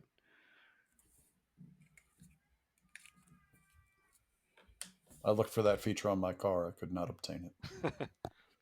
I love too that they actually had like a full scale bat, like on wires, Mm-hmm. doing stuff. I know. I mean, this movie spared no expense, right? Like, reported budget of $250 million. And it's all on the screen too. I mean, it is, yes, it is appropriately epic. I mean, they used real buses for that scene. But the kids are all CG, which is crazy. CG kids, yeah. I do love how Blake is the one who just will not give up, no matter what. Like, he is not, he's not going to let anything happen to those kids. And I love that jump in the tire spin again too. Yeah, it's great. Yep. It's because he's stepping up to the mantle in those moments. That's why. And I will say, this sequence is why I do like the bat. Like, this is the sequence that sold me on the bat. Yeah. How it does those barrel rolls, and to watch it weaving between the skyscrapers, it's pretty awesome. There are like angles you see it from where I think it does look really good, and there's other angles where I'm like, not so much. So yeah, I think it's awesome seeing it in action, regardless. Though, like from the front like that, I think it looked really good. Yeah, but if you catch it dead from the top, not great. Yeah, but when it when it goes up and it flips and you see the rotors. Again, that was in a lot of the TV spots, and that was like, ooh. And I do think that in the entire trilogy, but in this one too, Nolan does a really good job of making a really great film with good story, good characters. But like, he also understands why people are there, and so there's enough spectacle, there's enough action. I think there's a nice balance of all of those things. One thing I do find interesting here is Talia. That kills her, and Gordon's just like hanging in the back, like he's got no protection whatsoever, and he just gets out and starts running, and Talia's dead. Yeah. That's something I did think on opening night. I was like, how is Gordon okay? And she's the one that's, you know. Well, and Well, how I is it? honestly, I was surprised it killed her. How Well, is it yeah. sometimes people are in car accidents and somebody in one seat dies and somebody in the other seat doesn't? I mean, it impacts in different ways. I did like I the. would say at the Jamie, very you don't have least, to defend every single nitpick. I would say at the very least, he's going to be walking with a very bad limp or not walking at all. I did like that second before when the alarms and stuff go off in the bunker, and Fox is just like, uh-oh. I never understood though, like, oh, just if it's a problem, flood it. And it's like, but then you just have a bomb underwater. It doesn't make it not a bomb, right? Yeah, I don't know. Breathes raggedly. Yes, she does. Yeah, I'm sorry. I just don't have a problem with that death. It just doesn't It's bug me. it's. I mean, again, like now that so much attention Oh, has hang been on. put on it, No autopilot. Have they I mentioned know, that? I know, there's not. Yeah, Batcat forever, Jamie. Suck it. That's not Batcat. That's Bail Away. That's also my toilet cleaner. Bail away. Oh, here it is. Putting coat around everybody's shoulders to let him know the world hadn't ended. Again, I appreciate what they're going for. I just always feel like I always thought that moment it came out awkward. Mm. And I've heard that from you for as many years as we've known each other, but it's never bugged me. I don't know. Like, do you think something like, the night my parents were murdered, you were there for me, and now I'm here for the city, or something? I don't know. It's just there's just something about the line, but I appreciate what they were doing. Exactly. I totally love what they're doing. Like I do. There was just a better way to do it. Yeah, it's kind of the whole "why did you say that name" thing all over again, right? Yeah. Great concept, not necessarily the best possible execution. I mean, even just a hero could be anyone. You were a hero for me when my parents were killed. Mm. Like just they just had to shorten it up. I love the music here. I can Yeah, hear it that's in my great. head. Yep, same. This is the moment in the theater on opening night where my niece and I were both crying in each other's arms. Yeah, it's when he does the I look. brought a box of tissues to the theater just in case this moment happened. And I was convinced here that it was going to happen. And I was too. I I was was Yeah. sobbing was like a little fooled. girl. I was, Yeah. and it's when he does the little look back here. I was like, oh my god, they're actually they're going to kill him. They're Yeah. going to end it, and I Yeah. was tearing up big time. Mm-hmm. I still do, even though I know what's going to Where- happen. But Where does he go? When does he bail out? it doesn't matter. And even if he does, he's still really close to that bomb. Yeah. Yeah. I mean, it's like so many things in this movie where you get the intent, but you just kind of have to go with it. Mm.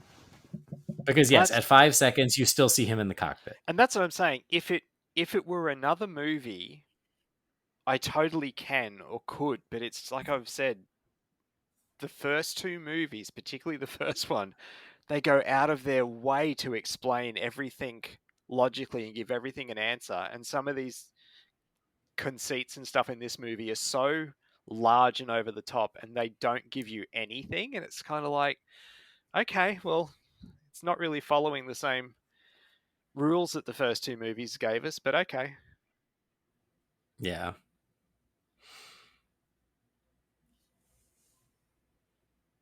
But I did. I mean, going into this, that was the big question on fans' minds: is, oh, will they kill Batman? It is an ending. They're being very clear that this is the end. And much like Harry Potter, um, they had to kill him and they couldn't kill him, and so they had to find a way to do both. And that's how Harry Potter ends, and that's how this ends. Well, They killed him, but they didn't. to say there's another large franchise that had the balls to do what this movie didn't, that came out last year.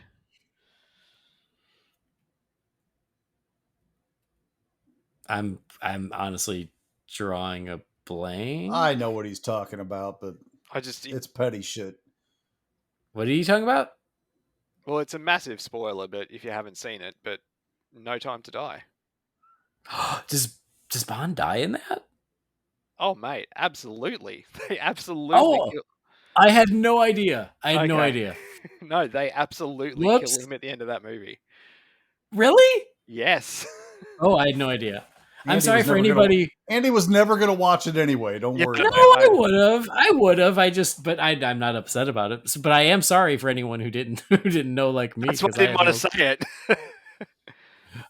it. no idea.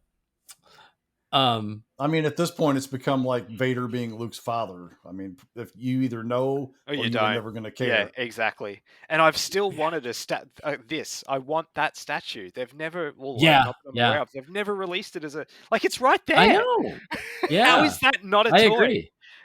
I've seen it. I've seen it at the WB lot. They've got the real one there. I have pictures with it. But yeah, like, sell a replica. I would buy one. I absolutely want. I've been saying it since opening night. Give me that Yeah, statue. completely. Do you want it in scale or do you want like a small desktop? No, version? just like a, I 6 mean, or 7 inch. I would like one in scale. I don't know where I'd put it. Yeah, that's from the guy, that's what I'm getting at. I mean, what do you suppose that costs? the guy who just bought a life-size Michael Myers, like. But no, I'm I'd just be saying. happy. I mean, the Han Solo and Carbonite things were like what, $700 or something like that, or some ridiculous. I'd be number? happy with like a 10-inch or something like that. Just a regular. That's what she said. Yeah, right. Yeah, you would. What? One. Oh, here, No, I'm not. No. Nah, nah, nah, nah, nah, nah, nah, nah. You should use that name. I like that name.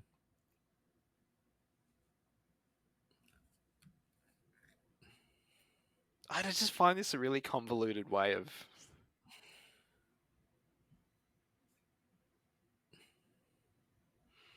Check the ID on the patch.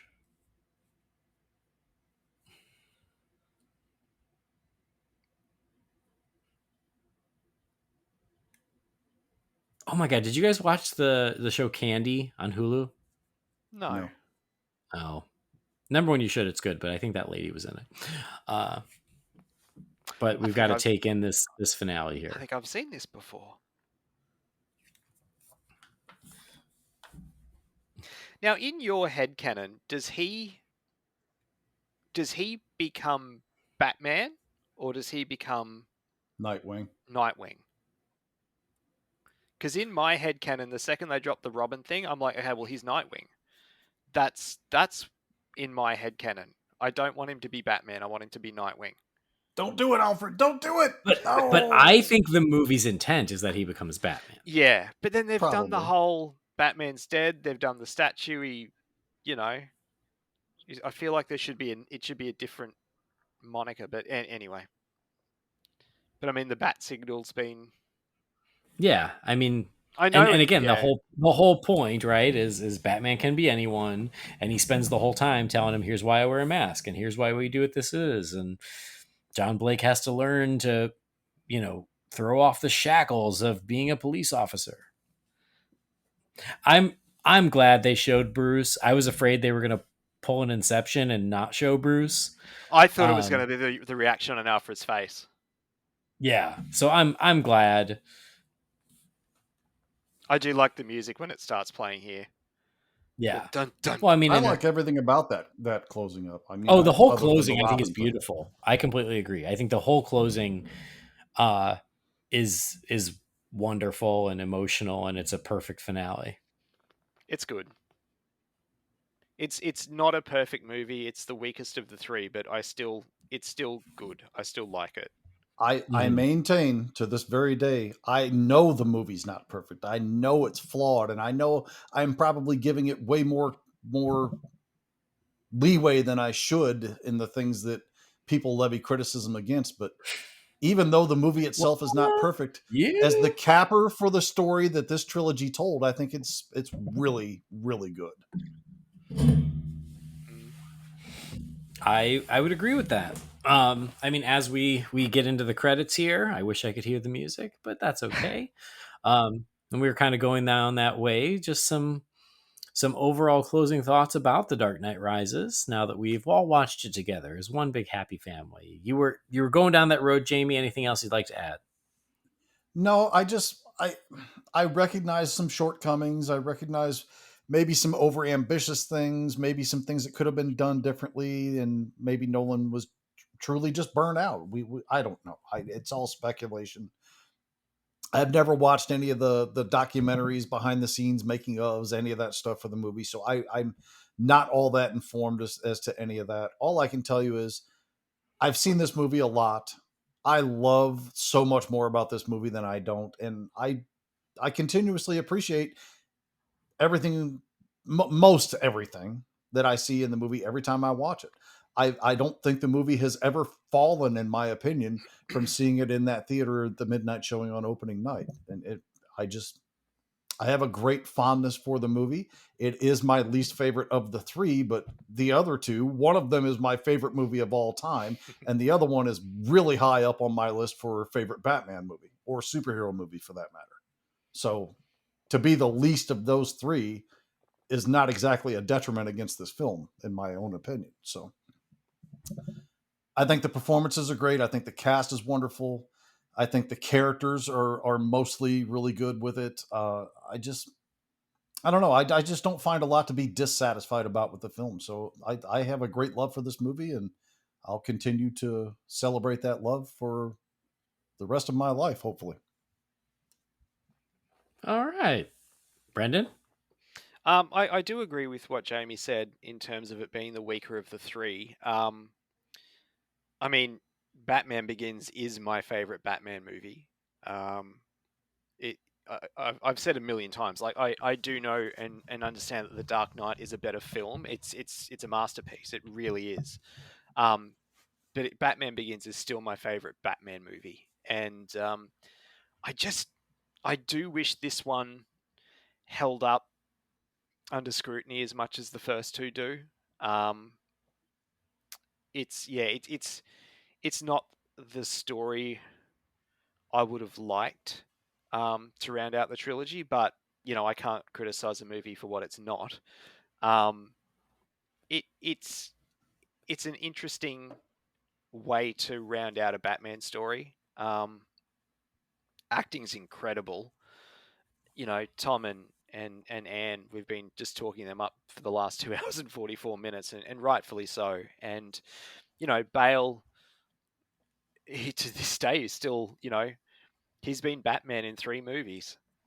That still hasn't been, and I'm not counting the cameo by Affleck in Suicide Squad. I'm talking 3 full movies to this day, over 30 something years of getting big screen Batman movies. He's still the only one that's shown up 3 times to do 3 full movies, and that's Mm-hmm. phenomenal. And I appreciate the hell out of him for that. Um, it's a fantastic trilogy of movies, and I can't believe it's been 10 years since this last piece came out. Oh my god! Yeah, I mean, it's funny because we're not all that far off, the three of us. As I said when I first saw it, I just was so convinced it was going to be another damn near perfect movie like the first two, and I refused to hear anything different. And it wears off and you start to see some of the flaws, and we discuss some of that. I do think it's a shame that it isn't quite as strong as the first two, and that's a little bit of a bummer, but it's still really great. I still really like it. I do feel like Nolan was just a little,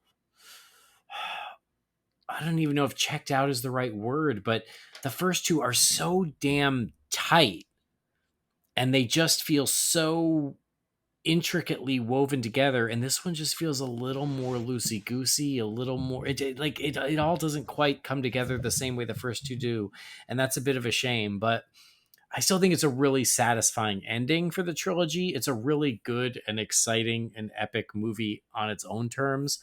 As we talked about, the cast is still extraordinary, and I think that Hathaway and Hardy are amazing in this movie. I think they came in and they put in some of their best work, and they bring those two characters to life in a way that will last the ages. And to join this great ensemble that had already carried over from the previous films, I think those two stand out and damn near steal the movie. So there's so much to like about it, even though there are flaws. And so it's one of those movies that, like, I'm not blind to the flaws, but I love it anyway. So I can admit it. But at the same time, when I watch it, I have a great time watching it. And for the most part, most of those flaws don't even distract me anymore because it's been 10 years and I've just accepted them as that's just what they are. It's different when we're doing a podcast and we're picking into it and digging into it. But now when I watch it, I just watch it and I have a good time with it. And I do think it's a wonderful ending. Like we were talking about that ending sequence. I love that ending sequence. And so even for the flaws that are in the film itself, I love this as an ending to this version of Batman. And I love an ending for Batman that's truly a happy ending.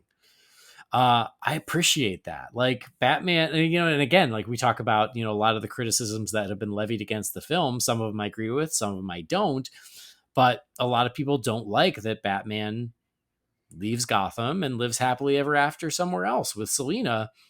I do like that because if you're going to give him an ending, let's give him a happy ending. Like, he deserves it. He's Batman. He gave it all to save his city. And this is a way for that to continue through his successor in John Blake. But it's a far better ending for Bruce than what we've seen where he becomes old and bitter and lonely and, like sitting in the mansion by himself. Like, you know what? For once, I'm happy to see Bruce live happily ever after, and it doesn't bother me at all. So I love that as an ending for this incarnation.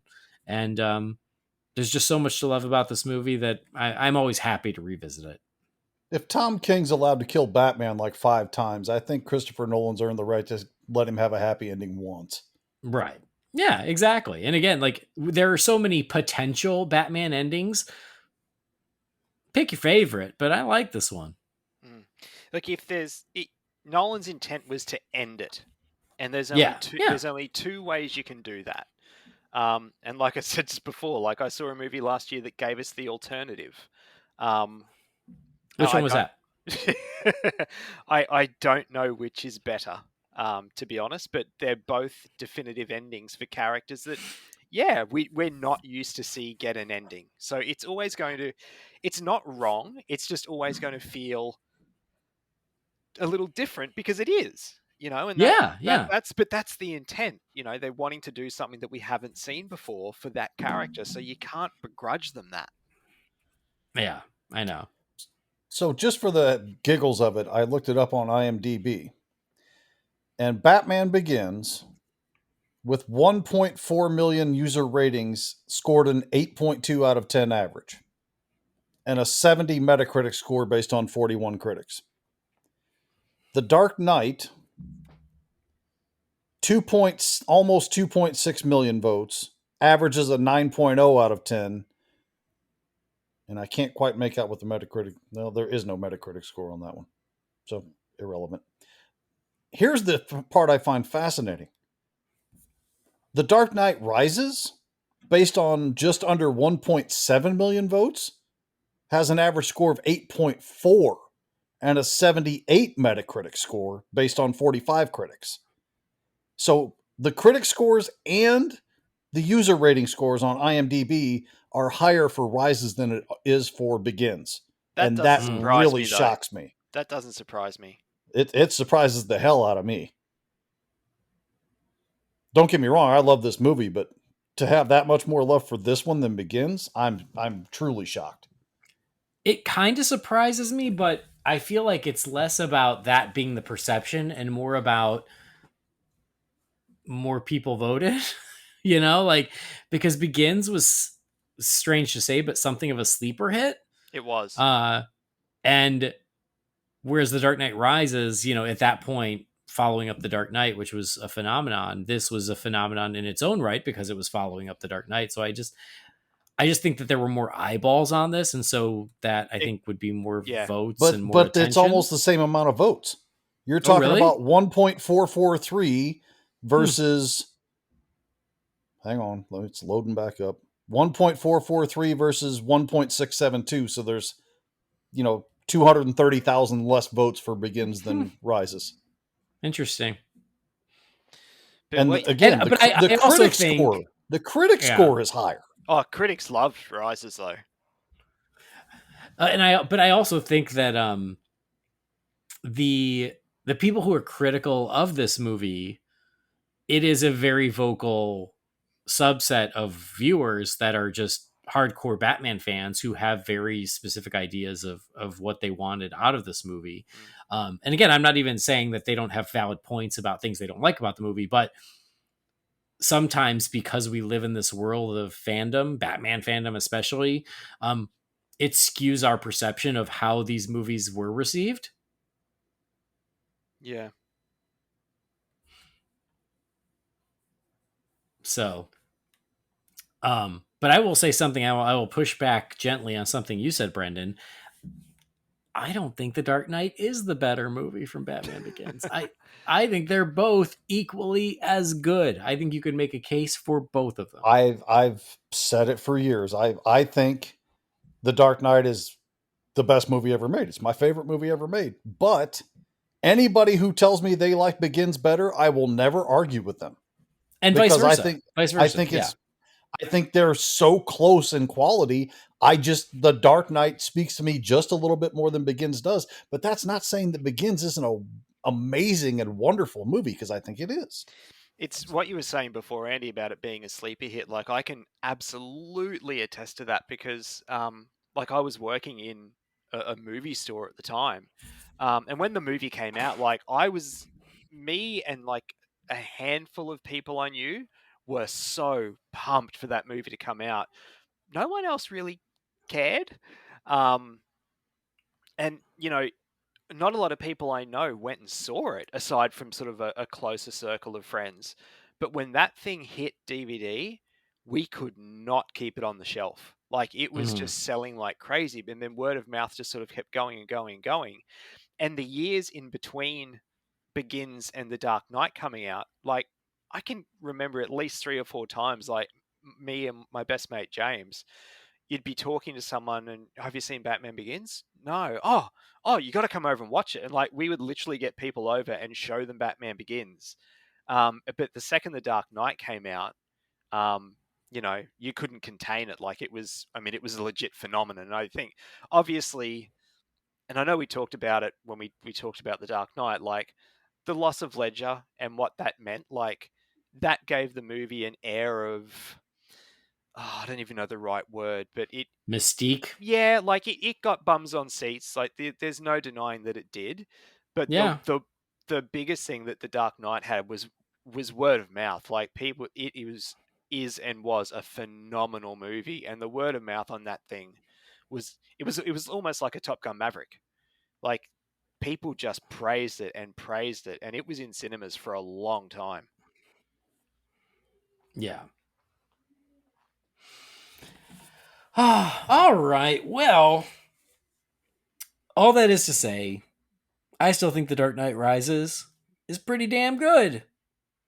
I do too. And yeah, there's so much to love about it, and it's always fun to rewatch. And again, I think that we all agree it's probably, for us, the least of the three, but still really damn good in its own right. And yeah, I I don't. I I I have a good time with it. Out of the three, I don't think it's one that, Batman Begins and The Dark Knight, I can watch in isolation. I can be in the mood to watch either.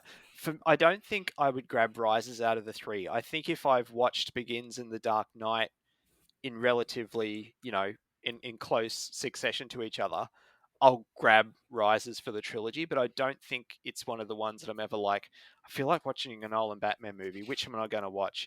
It's never going to be Rises as the first choice. Yeah.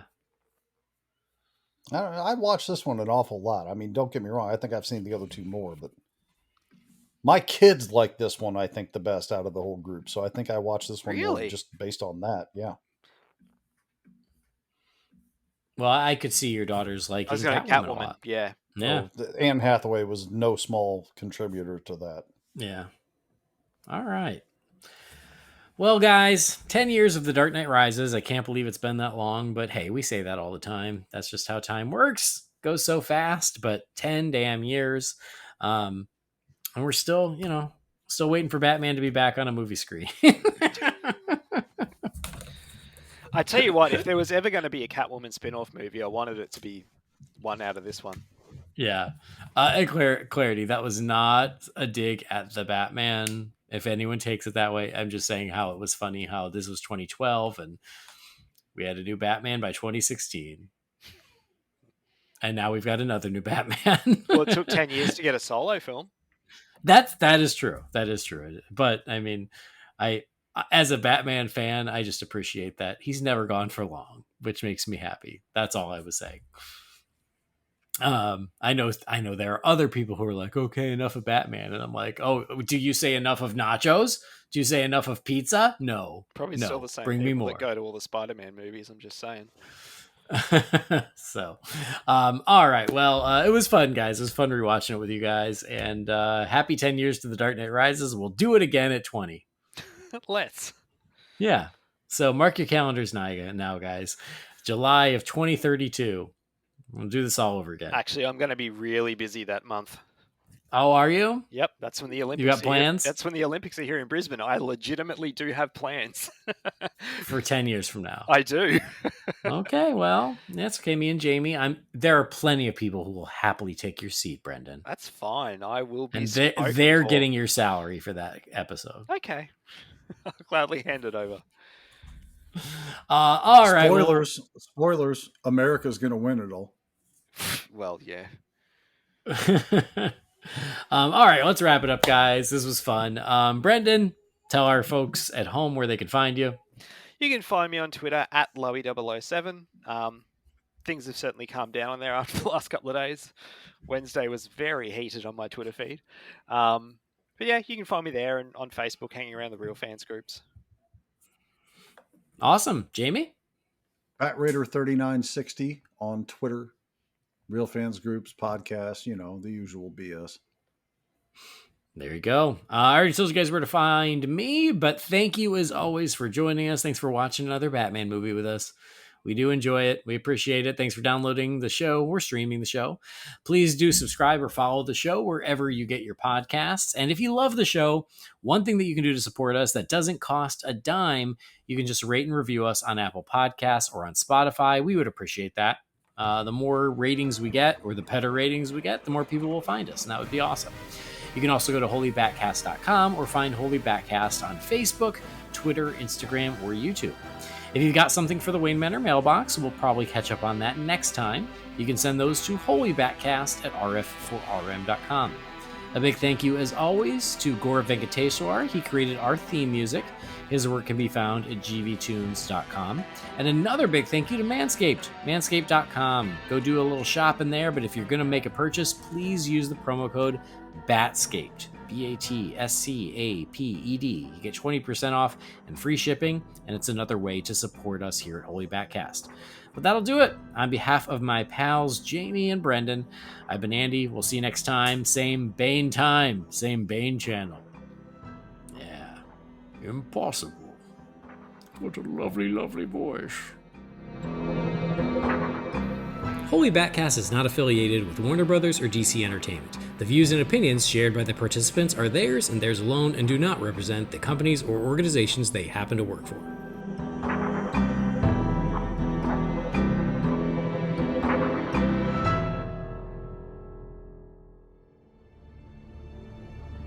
Come with me. Save yourself.